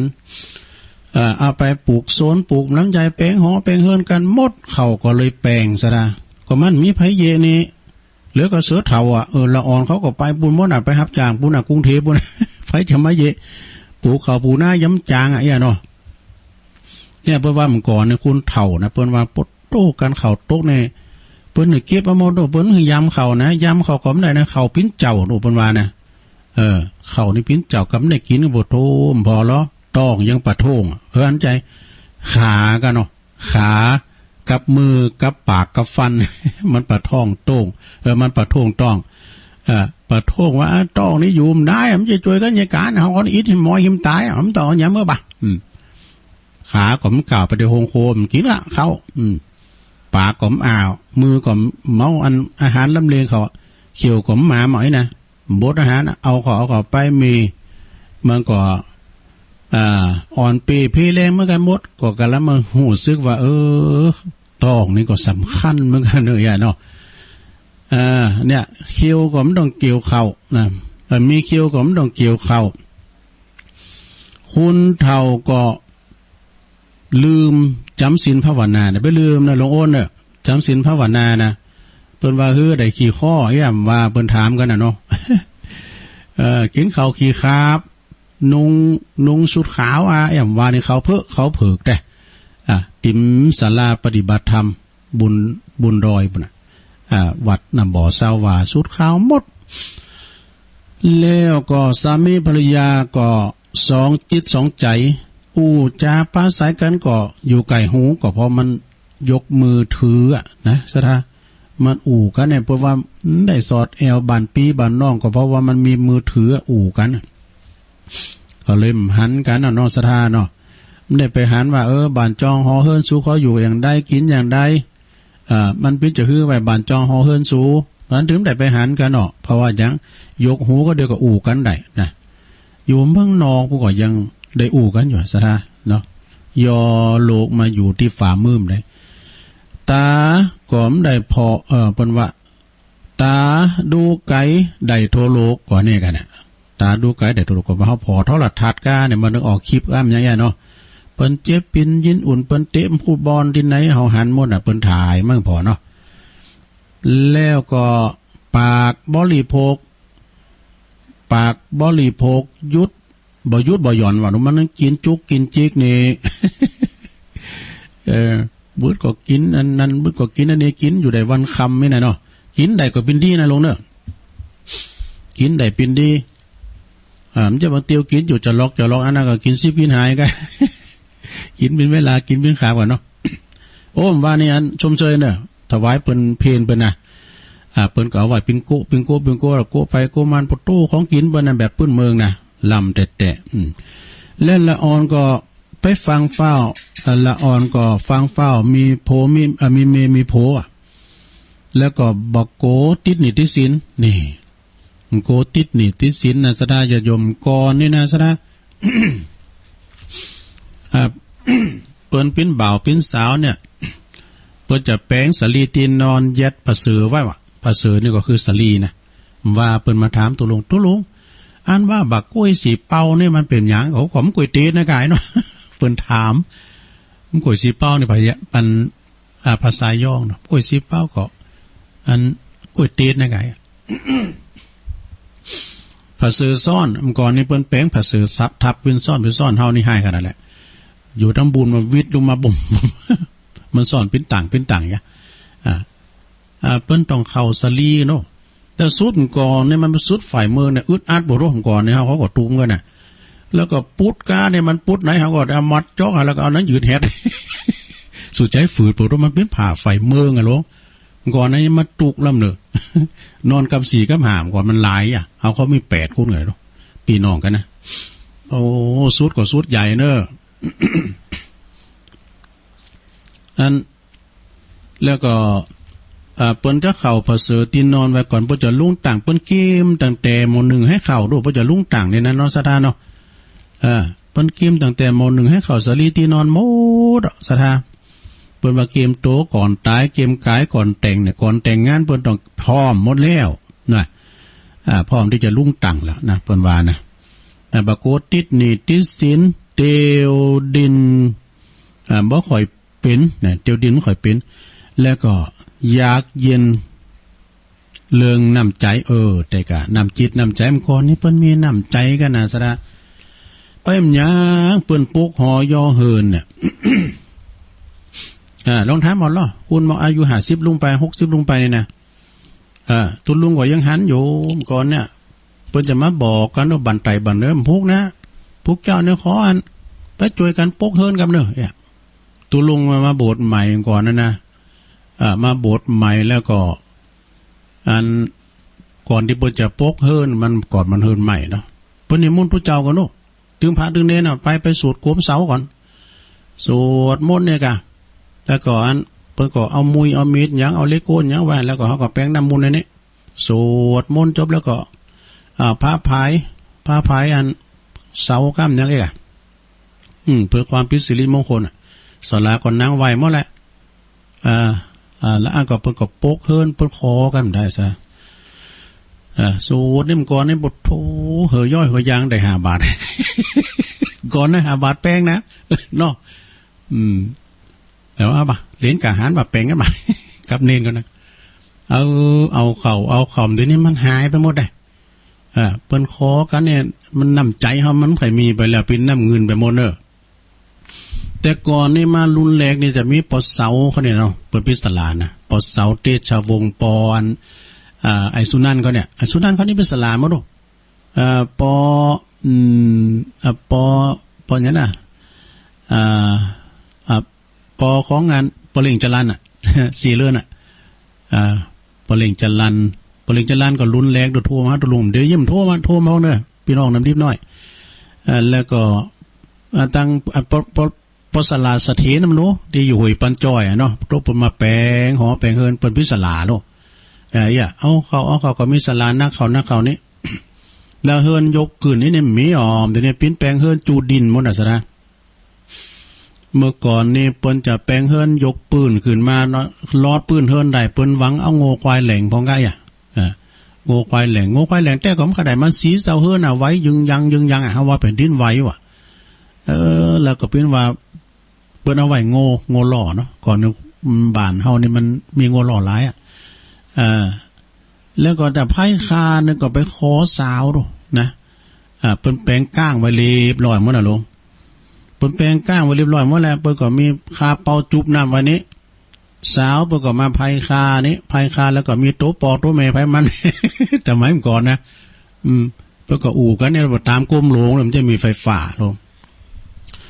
ตามกรมหลวงแล้วไปส่งสาวปิกบ้านนี้ไปขอกระปอกก็แม่แล้วกันแล้วก็ไปส่งกันตัวกันลุ่มนี้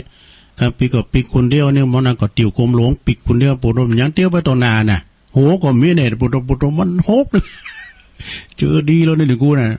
อย่ามาคุณหลายมาเยี่ยมมาหันนี่เนาะมาคนเดียวนี่ปะแล้วนี่อันนี้ก็เป็นวิถีชีวิตของพี่น้องเจ้าบ้านสมัยแต่ก่อนอ้อนมาเปิ้นมีน้ำจิตน้ำใจกันเน้อศรัทธาญาติโยมทั้งหลายมีน้ำจิตน้ำใจข้าววิทย์แรงแกงวิทย์หมอยืมกันได้ดอกตุลุงเกย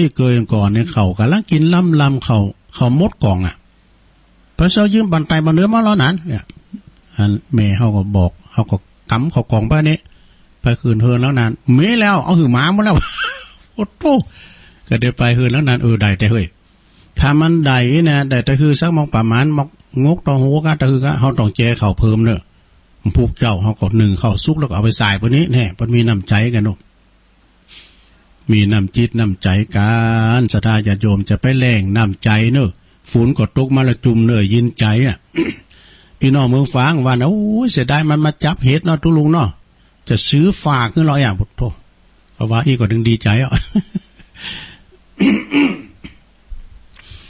เดี๋ยววันนี้หน่อยน้ำว่านี่ขอบคุณเนอะศรัทธาที่เขาไปกินไปตานกันนะศรัทธาครูบาอาจารย์ตั้งเขาก็ไปหลาย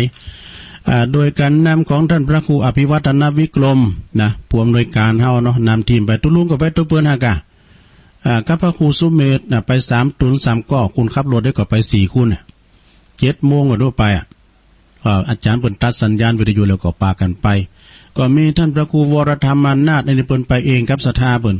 พระครูกัลยาณปราโมทย์เปิ่นไปกับท่านอาจารย์จิรเดชอนัลโสวัดวัดยางครามแล้วก็พระอาจารย์วรรณชัยชยานันโทเปิ่นไปด้วยกัน3 ก้อ 3 ตุนนะอาจารย์ท่านพระมหาประสิทธิ์ธรรมาภินันโทวัดจ้างกรรมนี่เปิ่นก็ไปคนเดียวกับญาติโยมเปิ่นนะแล้วก็ท่านอาจารย์หลวงพ่อมานิตตลิโยถาวโลไปกับตลิโยพร้อมคณะเปิ่นก็ไปก็จะหลายดอยสะเก็ดเนี่ยป่าไม้แดงก็ไปนะหลวงพ่อมานิตเนี่ยแล้วก็ท่านพระครูใบดิกาประเสริฐประสันโนปุถโธอันนี้เปิ่นไปกับนักร้องโดยไอ้โหนงอภิญญานักร้องไปห้องเพลงโชว์ปุถโธเปิดตบมือกันเดือดเนี่ยเปิ่นถ่ายทอดเสียงตัวดูตำปุนนะเปิ่นไปกับนักร้องฝ่ายสุภาพสตรีนะแล้วก็ขอบคุณกับตุปีจ่าน้อย อำนาจเนาะตุปีจ่าน้อยเปิ่นทำนาทีปินโคศกพิธีกรนิมนต์ตุนนั้นมาอูดนิมนต์ตันนั้นตุนนั้นมาอูมาจ่าอีกแนะนำเปิ่นอยู่วัดสันห่างเนอะเพราะวันนี้ก็มากด้วยความสามารถ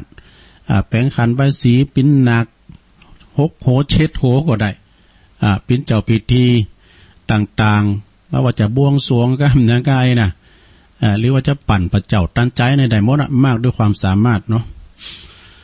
นั่นก็ต้องขอบคุณครูบาอาจารย์เนาะที่เปิ่นตอนรับก็ตุปีเลิน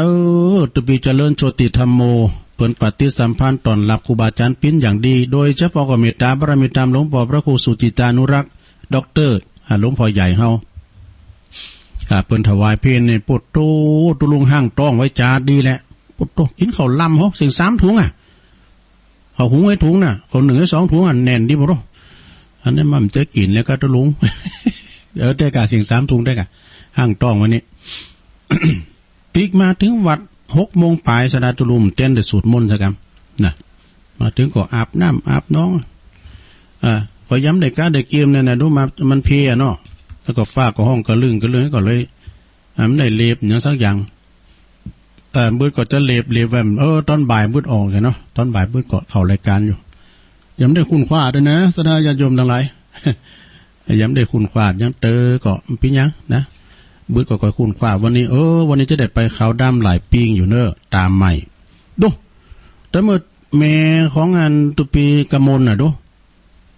ขีบไปพินเดินหลายเดินแล้วก็ลังฝ่าเมฟวันนี้นี่หลวงพ่อวัดตุลุงนำทีมไปเนอะปนิมนต์วัดดอย2 ตนเน้น4จะได้ไปจูงศพในวันนี้นะ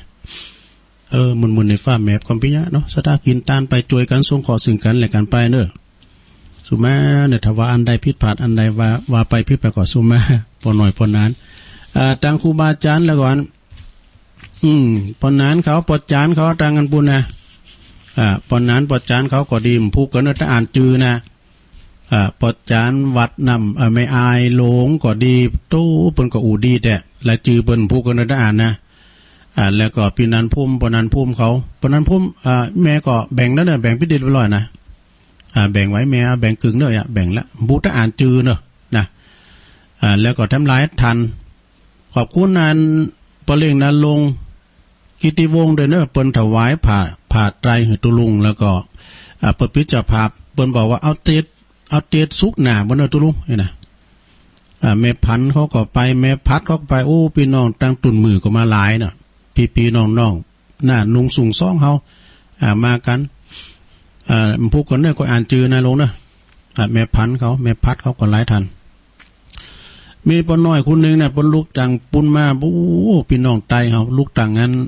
เจงตุงมาอยู่มื้อน่ะแต่หึงอ่ะทุเนาะพ่อก็ฟังตุนะคะ ก็ขอบคุณทุกท่านด้วยนะวันผูกก็ว่ากันนั้นหมายเนาะตอนนี้ตุลุงก็ได้เวลาจะเปิดสายแล้วเนอสายไก่เข้ามาเลย089 955 6506ฟังอีกครั้ง089 955 6506สายไก่เข้ามาเลยมีก็ โอ้เจ้าในฝ้าห้องก็ลืมหลังว่ามันได้จัดเนี่ยก้าเนาะก่อนฟังมันห้องทางเปดอยบุญไปทางดอยอินทนนท์บุญน่ะก็ขึ้นมีกระลุมบุญจะได้กวาดวัดเจริญปอนโยมเจ้าไม่ใช่เจ้าท่านโอ้แม่ปานี่อ่ะเจ้าว่าปรากฏปฐปีกันนี่มาปรากฏกายมารายงานตัวปฐปีกันดิใช่ไหมเจ้าวันไปเกิดเป็นตังหงครัวอย่าเจ้าอ๋อดีกะอาหารในสุดยอดเนี่ยอาหารเพลนเนี่ยไปเจ้าไปตั้งตอนเช้าละทีแรกว่าจะไปตอนบ่ายเนาะเลยได้ไปตอนเช้าไปเกิดเป็นอันตังหงครัวอ่ะจ้ะอ๋อดีกะเจ้าแล้วก็อันสารอาหารยังเต็มที่กับเจ้าโอ้อิ่มน้ำแล้วก็ห้างต้องวันนี้ตัวไปเลยนะว่าอย่างคุ้มไหมนี่วันวาลินแล้วเนี่ยอร่อยกันถูกปากกันแกงพักซิงดาก็เนี่ยมาของเมืองเขาหรอเจ้าท่านได้วิสานไปขอไปจนนะเจ้าโอ้จับแล้วถูกละขอบคุณหลายๆเนอแม่ปราณีเนาะแต่ว่าขอบคุณครับแม่จันหอมแล้วก็แม่บวชจันตัวเนอฝากเมงมาคือตุลุงฝากงานหลวงพ่อมานิดมาเจริญปอนไว้สารเจ้าแม่อยู่ไหนอยู่ไม่ยอดจัดการเจ้าแม่สมพัฒน์เจ้าแม่สมพัฒน์มาแล้วแม่หย่อยสันทรายเจ้าโอ้เนาะคนโตอ่ะจังมันโตห้องมันโตมันห้องได้นะฟุ้นฝ้านะว่าฝ้าห้องก่อนฟุ้นคุณขี่อู่มีเงินอย่าตัวลุงเลยกะขี่อู่พินทาเนี่ยไม่ตั้งมีเหมือนกันมีหน่อยตกเย็นนักพอดีกะหาหาเขากลับไปนอนแล้วก็ต้องมันห้อนเมื่อคืนแล้วนี่ตุลุงเปิดพัดลมเมื่อคืนหงโอ้ก็ยังพ่อเนี่ยว่าตุลุงลุกมากับไข่มันตู้ไข่หน้าต่างแบนแต้คือยังแขวนมาเลยลุ่มมาแล้วนี่ขอบคุณแม่สมพัฒน์เนอสาธุเจ้าเจริญปอนฮัลโหลเจริญปอนฮัลโหลติดแล้วกันนะติดแล้วฮัลโหลติดแล้วจ้ะอูได้เลยกาทโมอูเลยเจ้าไผ่ตรงไหนอูเลยมันได้ยินกันเนี่ยได้ยินแล้วก็ว่ามาเลยโอ้โยมพิสมัยกะเจ้าเหมือนแล้วมันตีบ่อยกดคำเดียวได้แต่ต้องนึกว่ามึงก็ติดเสื้อโยมพิสมัยจะแม่ริมว่าไปชัดเจนดีเนาะชัดเจนขอบคุณหลายๆเนอฟังมาก็ลงมาถึงตะวันแล้วเหรอ โอ้ก็เป็นจะไปนอนหรอฮะจะไปนอนในไปปิกนะกะมาถึงวัด6:00 นไปว่าน้องหลานก็ลงไทยดอนปูนอนแหละนอนจัดจอนรายการที่ปูนมานะเดี๋ยวจัดที่วัดพระธาตุโดยน้อยนี่กะจ้าขอบคุณหลายๆเนอะจ้าให้เบิ่งออกเยอะเนาะแรงเบิด3 โมงแต่กะได้สอหาได้คูณขวาอยู่น่ะกะวันนี้วันศุกร์หรอผู้กำเจ้าหนึ่งสาธุอ้าวสายต่อไปเจริญปอนไหว้จ้าเจ้าตุลุงอันนี้แม่ฟองอ่ะจ้าปงดอนแจ่ห่มแม่จันฟองฮะถ้าเคยจะนอนลงไปมนเพลงนี้มนทำนี่แม่จันฟองฟังเปิดเพลงชมถุงเนอะโหชมถุงหรอเจ้าได้กะไปยังขังอันนี้กันกินเป็นล้ำที่ผมอย่างแรงอย่างนั้นจ้าโอ้ของกินเป็นนักกะโอ้จะได้ไกลเนาะเขาเกี่ยวปลางามดูดูปล่อยเฮ็ดโซโล่ออกกันเนาะเฮ็ดหยังเฮ็ดโซโล่อะคุณเมืองก็ว่าคุณเมืองพอเฮ็ดไข่หานแต่คุณยอมว่าเฮ็ดเหลืองแต่มงโกงอันสปานั่นโอนตุลุงอันนี้เนาะอันน่ะไอ้โอนก็เป็นลูกสาวยับลูกสาวมาพอดีพอดีกะขอบคุณแม่จันฟ้องหลายๆเด้อปงดอนแจ่ห่มเนาะปลุกชมทุ่งจะจัดเถอะเด้อเดี๋ยวชัยวัดจัดให้เจริญปอนไหว้สาไหว้สานี่เขาไหว้สากับนมัสการอันไหว้สาครับหลวงพ่อมานิดโอ้ถ้าบดโหหากันนี่มันกัดต้องเหมือนกระบอกหมดได้กินเนี่ยแล้วมันกัดลมเลยนะถามว่ารู้ได้ระบายลมได้ระบายลมออกแต่อากาศกูกับลุงยองเนาะสถานที่เป็นว่าฝากให้ลุงมันอูเนี่ยเป็นสายบุญเดียวกันเลยนะเฉพาะอย่างยิ่งจังแต่ว่าแท่งไฟฟ้าเขาถ่ายโยมแล้วบุญฝันเลยนะครับกูชีวิตต้นแล้วก็พ่อแม่แม่สูนน้อยนี่กับป้าแม่อุ้ยน้อยคนฟังเนี่ยเดี๋ยวนี้นะบางฝ่ายที่ฟังเราเนี่ยนะประกาศจื่อไปเลยแล้วเคยเหมือนกับสนิทกันแต่ก็คือตุปีจาน้อยเอาเนี่ยแม่น่ะโอ้เคยหันหน้าหันแต่ว่าเป็นตุ้เจ้าเลยจ้ะมีความสามารถได้อย่างโจทย์เอาเบอร์ไปบอกครูเบอร์ที่นี่ตุปีจาน้อยเนาะแล้วก่อนมาถึงต้องตัดได้กับรายงานท่านลุงยองนะท่านถ้าไม่น้อยออกบอกกบโทได้แบบติดจ้ะถ้าใครพูดว่าวันนี้ไม่น้อยหายแซ่บมันเป็นอันอันกำยองอาจจะว่ากระดูกผู้นั่นมันเป็นอันยังนี่นะกระดูกผู้เนี่ยมันกระดูกผู้กระดูกผู้กระดูกผู้นะกำยองว่าอันกำยองว่ากระดูกผู้มันแปลว่าอะไรนะภาษากลางนี่นะเนาะถ้าใครได้ยินไม่น้อยแล้วก็ขอบคุณสุดท้ายเลยผมมันกระดูกพลอยผมกระดูกพวกไอ้ตัวลูกเด็กเนี่ยกระดูกพวกนี่มันเป็นยังไงแต่แล้วกระดูกพวกเขาหนังเนี่ยแล้วก่อนเราทำไม่ได้ว่ากระดูกพวกคืออันนี้เนยนะกับน้องว่าอย่างนี้ภาษากลางเป็นอย่างนี้นะครับตรงนี้มันน้อยเฉยๆว่ากระดูกพวกเองนะแม่น่ะแล้วก็ขอบคุณท่านได้เดี๋ยวเป็นฝากสองจะทำบุญด้วยเนาะหอมกันละได้ทันท่านหลวงพ่อยานุรักษ์ไหว้สาธารณะเนาะโอ้ก็ป้าท่านโอ้สมัยแล้วใกล้กันว่าเข้าสาธุลุงยองมันก็เป็นนางบุญมันเป็นนางคุณตีโดตีไปตีมันหรอตีไปตีมันนะเอาอยู่ระยะห่างกลางสังคมตามนั้นนะครับขอบคุณหลวงพ่อมานิดเนอะสาธุส่งกำลังใจไปปอดตาลตุนแก้วเด้อปอดตาลตุนแก้วแล้วก็แม่บุญปันอันจังกระดาษด้วยเจริญปอนไม่ทราบลุงมาแล้วพี่ไอ้ใต้หัวเฮาจอมยุทธ2 แผ่นดินว่าม่วนเนาะมวนกันโอ้อนุโมทนาบุญเด้อ เสถาบำพงออกรักปีกนะกะ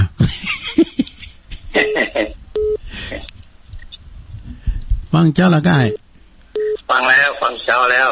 คือฝนตกตะลุงมีฝนฮะมีกระลุ่มเจ้าในเตียงปลายเนี่ยลุ่มขนาดบ้านเตะตกคืนตกขนาดเลยโอ้ดีกะจุ่มเย็นเนาะถึงฝนถึงโลโมแต่ว่ามันอ้วมลงไปเนาะโอ้ได้กะว่ามันอ้วมมันฮ้อนลงไปอันอ้วมนี่ไม่น้อยเพราะว่าโอมมีเนาะโอมยอมว่าโอมมาว่าคุณมาถามว่ามันกล้วยสีเป้านี่แปลว่ามันหยังว่าก็กล้วยตีไหนเนาะก็เมื่อก่อนเพิ่นไปเอกรับจ้างสีข้าวเลยก็เอาบุรีเอาเมี่ยงไปเลี้ยงกันเนี่ยก็เรียกว่าโอ้ก็เดี๋ยวเกิดไปเกี่ยวอันเดียวกินเมี่ยงเดียวกินเมี่ยงแต่เพิ่นไปจองจะพาเพิ่นว่าวันนี้อย่ามาโอมแต่โอมมาคนรับจ้างน่ะเป็นลาวเนาะเขากำลังโอมเมี่ยงเตื้อเดียวว่าเอาโอมหลายเตื้อมันสำเนียงมันเหมือนกันเนาะอันนั้นเพราะว่าโอมเนี่ยแล้วว่าโอมเนี่ยมันยองนี่มันดีไปอย่างมันซื้อลาบมันได้เสียนะแม่น่ะโอ้มาได้โฮงเนาะมาได้มาโฮงแต่ว่าได้นะยังทรงอมรับกำไงอ่ะว่าได้หลายกำอยู่โอ้แต่นี้ได้โฮงดีกันนะโอ้จะได้โฮงเลยขอบคุณพี่ใหญ่เฮาเนอร์จอมยุทธ2แผ่นดินลำจากลำจ้างตังปุ้นละปูนบุญเนอร์เจริญปอนติดแล้ว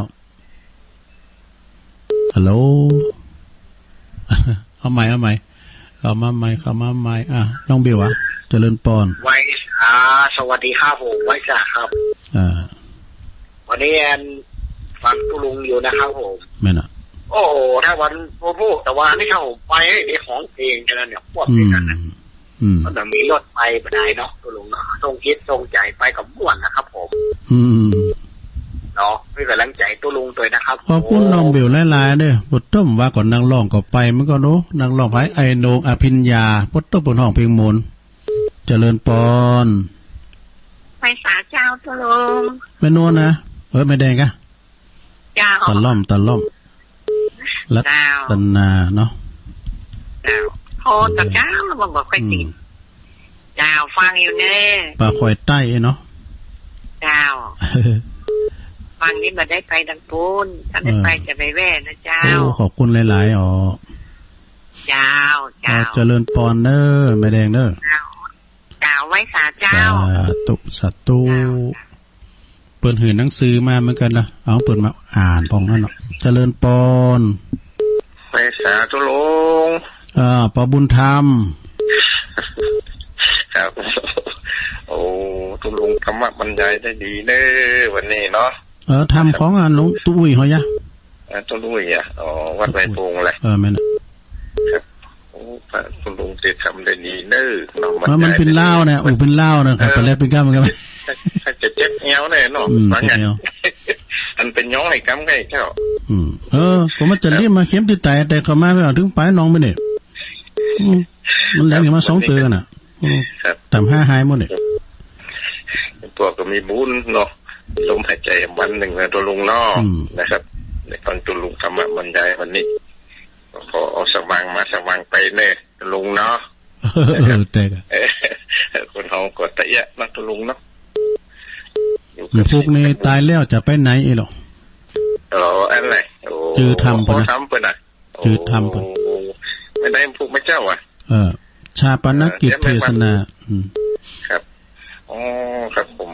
คุณทำกบนะวันนี้ผมทำกบมีอันคติธรรมเนาะนะครับก็เขา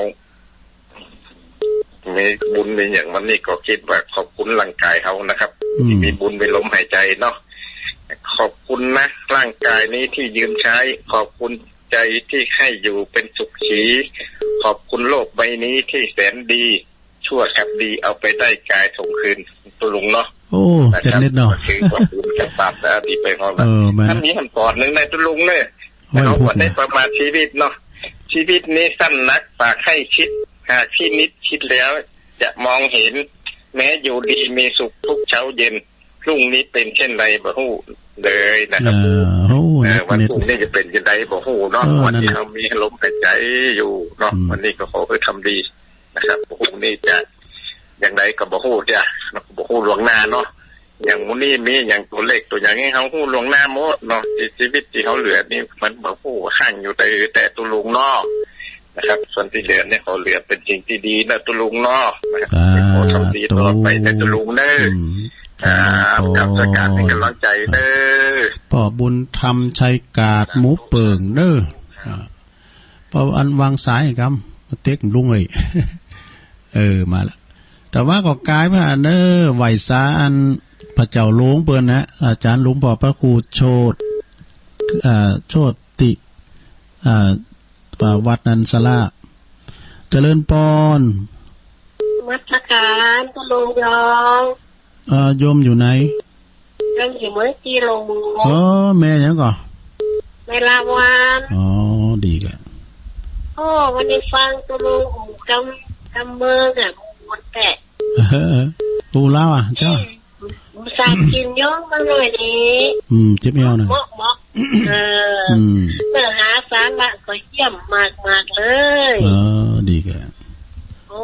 สุดยอดเลยตุลุงเด้อขอบคุณหลายๆเนี่ยมีไปชมเจ้าเตือเขาอ่ะสุดยอดกล้วยเตี๋ยอันเมืองจีกะเมลวันอยู่เมืองจีเนาะเมลวันอยู่เมืองจีใดเมืองจีหลงเมืองจีใหม่เมืองจีหลงเมืองจีหลงเนาะพระครูปัญญาพระครูปัญญาน่ะเมื่อก่อนตุลุงไปซื้อวิทยุไปหาไปแปลงแอมเนี่ยไปหาก่อนเดี๋ยวเป็นมรณภาพแล้วเป็นละสังขารไปตัวก็หุ้มกองโลงกันนั่นก่อนตุลุงก็หุ้มกองโลงกันก่อนเนี่ยมันดีแบบดีบอดตุลุงก็บอกไปเต็ดเอาอันหนังกินของเอามาจีกินตุปอเดือดร้อนมั้งมันเป็นไผ่มาโกก็หนังเขียนของน่ะพอหน่อยเขากล้าดูยินดีแม่ละวันเนอะมันจีหลงขอบคุณหลายๆเนาะแม่จิตหุ่นจักแม่จิตแม่จิตนาวัดแม่จิตนาวัดหุ่นจักเปิดกระจังโทรมาอยู่ฟังมินเนี่ยมาฟังมินก็หายไปน้ำเดี๋ยวขอบคุณในแม่ละวันเนอะเปิดมาเป็นข้างแหลกในแม่ละวันนี่นะเจริญปอนเวลาเหลือหลายอยู่แล้วเนี่ยฮัลโหลติดแล้วฮัลโหลไวสาครับตุลุงน่ากับไวสาตุลุงน้อยสาธุอนุโมทนาครับพระทายาติโยมที่ตะวาได้ร่วมกันเนาะครับก็ขออนุโมทนาสาธุคนเฒ่าคนแก่ตั้งใกล้ๆตั้งวัดผมเพราะว่าจะเป็นตั้งปุ้ยแม่อุ้ยตั้งป่าแดงตั้งบ้านหลวงตั้งป่าแดดวัดหลวงพ่อรองเจ้าคณะอำเภอครับเนาะเป็นห่วงบุญกันขออนุโมทนาสาธุได้ปะได้พบได้ได้เอ่ยกันนะครับน้องให้กำลังใจตุลุงนะครับเนอะว่าอันตุปีหน่อยก็ทำหน้าที่จะดีแล้วแนวโน้มที่จะเป็นนาทีแล้วเนี่ยน้องงานครูบาอาจารย์ครับแม่นละสาธุอนุโมทนาครับเจริญปอนขอบคุณไว้สาเนอะสาธุตุปีจะน้อยว่าเป็นเจ้าพิธีกรเนาะเจริญปอนไม่ใช่เจ้าตุลุงวันนี้นะปราณีสุดที่น่ารู้เหตุการณ์กันมันได้โดมืนละดีกันติดแล้วเนาะติดละแต่ว่ามันไปม่วนหน้านะลุงหน้าได้มันมีที่ฝากปัดใจไปไม่ปิ้นอย่างก่อนปิ้นอย่างแหละฟังให้ก็ดีแล้วกันน่ะไข่ตาลนะกับตุลุงไม่ดีกับไข่ตาลนะจ๊ะได้กันมันมีที่ฝากเอาว่าเป็นจะถ่ายทอดอยู่ได้ซ้ออะไรก็บ่มีแล้วตุลุงมีล่ะเพิ่นถ่ายทอดเหมือนกันถ่ายทอดมึงฟังไปแพ้ว่าพม่าเขาบ่ได้ยินเนาะได้ยินเลยมันขำได้โหโทมได้น่าจะมันได้ยินติจะฟังกัน96วันข้ามทุกเจ้าวันข้ามตัวก็ดีแล้วเหรอวันนี้ถึงฟัง96วันข้ามคัดตอนแล้วเปิดเลยมาถึงออกวันข้ามอ่ะจ้าเพื่อกำลังใจตุลุงเนอะขอบคุณแม่ปราณีหนักๆเนอะตักกันแล้ววันอกวันใจแม่ปราณีสุดที่น่าเจริญปอนกับแม่จ่าตุลุงแม่สุเกี้ยวศิลพรสิเตี้ยเนอะ ติดตามตลอดตุลุงดีกะจ้าก็ฟังเพิ่นฟังกันนักกันหลายเพิ่นมาโทรกันแม่โทรคนเดียวจ้าพี่ตัวแทนเนาะจ้าติดตามตลอดได้อันฝากมาจ่ายไปอันที่แฝงอ่ะการประกาศตัวเด้อโอ้เดี๋ยวเจ้ากับไอ้สาตุลุงขอบคุณแม่สุขแก้วเจ้าติดตามตลอดเลยเจ้ากับไอ้สาเจ้าแต่เจ้าลืมจื่อไปพระครูโชติสุวรรณสอนว่ากายป่ะเนอะตุลุงเนอะยกมือไหวสาแล้วเนี่ยวัดสลาเจริญปอนครับไอ้สาครับผมโอ้ปอกอยู่ตรงไหนนี่ต้นไม้บุญปันโอ้แต่ว่าก็ปักกันหันตัวจริงแหละพุทโธครับผมพวกกันนั่นจะอ่านจือนะจะโทรหาท่านว่าถึงวัดหรือยังเป็นห่วงก่อนผมไม่ปิ้นยังก่อนโทรมาได้ปลอดภัยกับมีใจแล้วครับดีกะถ้าธรรมะสัญจรเขาคงจะมีโอกาสได้กราบท่านสักครั้งเนาะไปอยู่ครับผมหน้าบุญแต่ละที่ละพระท่านอายสนหลายองค์หน้ากากโทถึงบด7-8 ตุนก่อนเนาะครับผมดีใจมากครับอนุโมทนาสาธุนะครับขอบคุณเนอะปอหน่อยบุญปันนี่เปิดมาถึง2คนเนอะถึงสีสามีภรรยาเนาะหันตัวจริงเปิดละมันผู้เคยอ่านจือเจริญปอนไม่ทราบเจ้าเอามาแล้วตัวแทนพี่น้องร้องเครือกวาวแม่ยินปินตาอุ่นท่านเล่าเจ้าคิดแล้วเหรอฟังอยู่เนอะดีกะฝนตกค่ะฝนตกก็ขึ้นเนี่ยย่าจะห้องนั่นมันรุมโตงานเข่ากันเดี๋ยวได้กวาดขนาดขอแทนว้าวใช่เจ้ายินดีเนอะจ้าอันนี้พี่น้องหล่องคือกวาวแม่โบเย็นปินตาอุ่น089-955-6506เจริญปอนว่าจากเจ้าตุงอันนี้ต้องได้จ้ะแม่พิมพ์ประแดนนะเจ้าแม่พิมพ์มาแล้วน้องแม่โนนเนาะแม่พิมพ์เจ้าปีเป็นนนเป็นปีสมัยเลยแม่พิมพ์ปาแดดฟังแม่เจ้าฟังเจ้าแล้วกันเจ้าไปฟังแต่ว่ายังบ่เคยสอบมาเลยมีว่าเปิ้นว่าวันออกเตยนี่กันมีเปิ้นก็จะซื้อมาหืออยู่ดูเปิ้นว่านะใจถึงขนาดน่ะมันมีกันเจ้าแม่จันสมว่าถ้ามีเฮ็ดถอบนี่ซื้อมาฮื้อตุลุงเนี่ยเปิ้นออกเตื้อเนี่ยปล่อยกันรอบแปมก้ามาปล่อยมันในมันดำก็น้อยเนี่ยส่งไปฮื้อส่งเคลี่ไปปล่อยในมันดำกันเฮ็ดถอบนี่ทั้งวันในกันในมันดำถึงได้กินน่ะมันชื่อว่าหนูในขาวมันกลายวัดไปก่อนวัดไปก่อนเนาะขอบคุณแม่พินหลายๆเน้อสาธุแต่พองดินพองเบิดถือสาธุลุงเด้อพินอย่างเอี้ยเนาะเจริญปอนไหว้สาเจ้าเด็กหญิงอ้วนมาแล้วแม่อ้วนกิติลังกามาละแต่ว่านี่ฝากไปแล้วเด้อโมทนาคุณฝากว่าหลายเนาะหลายกันอะไรสันขวางหลายอยู่เขาถามหาอยู่เนี่ยไม่อ้วนมากายว่ะได้จ้ะมันเขาไม่ยากคุณเนี่ยแต่นั้นเราก็บอกได้ปล่อยแล้วเจ๊ก็งงว่าแบบปล่อยมันก็เอาไปหรอกพี่ยันแหละมันคุณก่อนเจ๊ปอลายแต่มาหายพอดีเนี่ยเปิ้นก็มือลมโตกันหลายแม่ละเจ้าไว้สาเด้อขอบคุณนะแม่เด้อสาแม่ลงโอนกิติลังกาสันขวางเจริญปอนมาชะกาได้เฮ้ยยายพรนะยายพรไหมน่ะแม่เลิศหุ่มผักปุ่มปุ้มอีกอ่ะก่อนยังได้ยินเสียงป้อยแม่ยายพรไม่ใช่อยู่ในบ้านเขาเรียกถึงฝนถึงล้มหมักดีกะฝนตกมากยายพรมันถึงฝนถึงล้มถึงฝ้าห้องฝ้าแม่ดันเป็นปื้นร้องวนแดงสันกำแพงเชียงใหม่เพิ่งมาเมากันรับกันนอนหน่อยมาเห่าก่อนสอดส่องพองทำไม ไปลูกไปดึงเดินไปโถ เป็นลูกมานอนฮะดึงลมดึงฝนดึงผ้าห้องหมดอ่ะเด็กอ่ะเมื่อคืนเบิดก็ฟังหลวงพ่อพระครูสุจิตานุรักษ์ด็อกเตอร์หลวงพ่อใหญ่เฮาเนาะเจ้าคณะอำเภอฝางเพื่อจะออกรายการเมื่อคืนเบิด 2 ทุ่มถึงเที่ยงถึง 4 ทุ่มแล้วแต่ว่าก็ฟังพุ่นน่ะเจ้าหกว่ะแล้วก็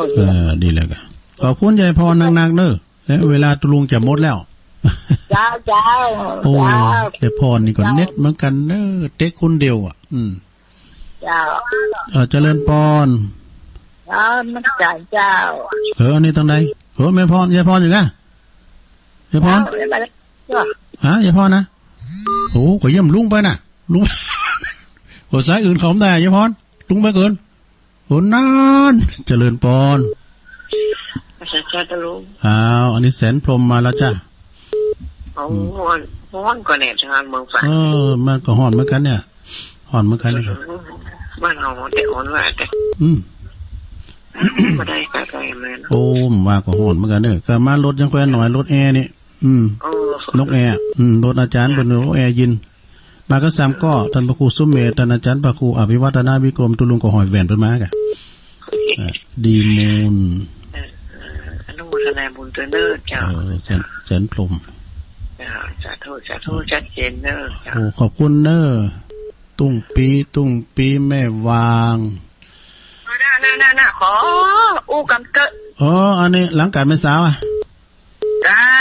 นมัสการเจ้าหลังการแม่สาวแม่จันทร์เป็นได้บ้างฮะว่าฝากเมี่ยงคือหลายกรรมอยู่เอาไว้ตู้เย็นในการกลุ่มไปเป็นเดินบ่กะอันเมี่ยงกรรมใหญ่นั้นมี2อย่างนึงโดยสเก็ตก่อนมาอันหนึ่ง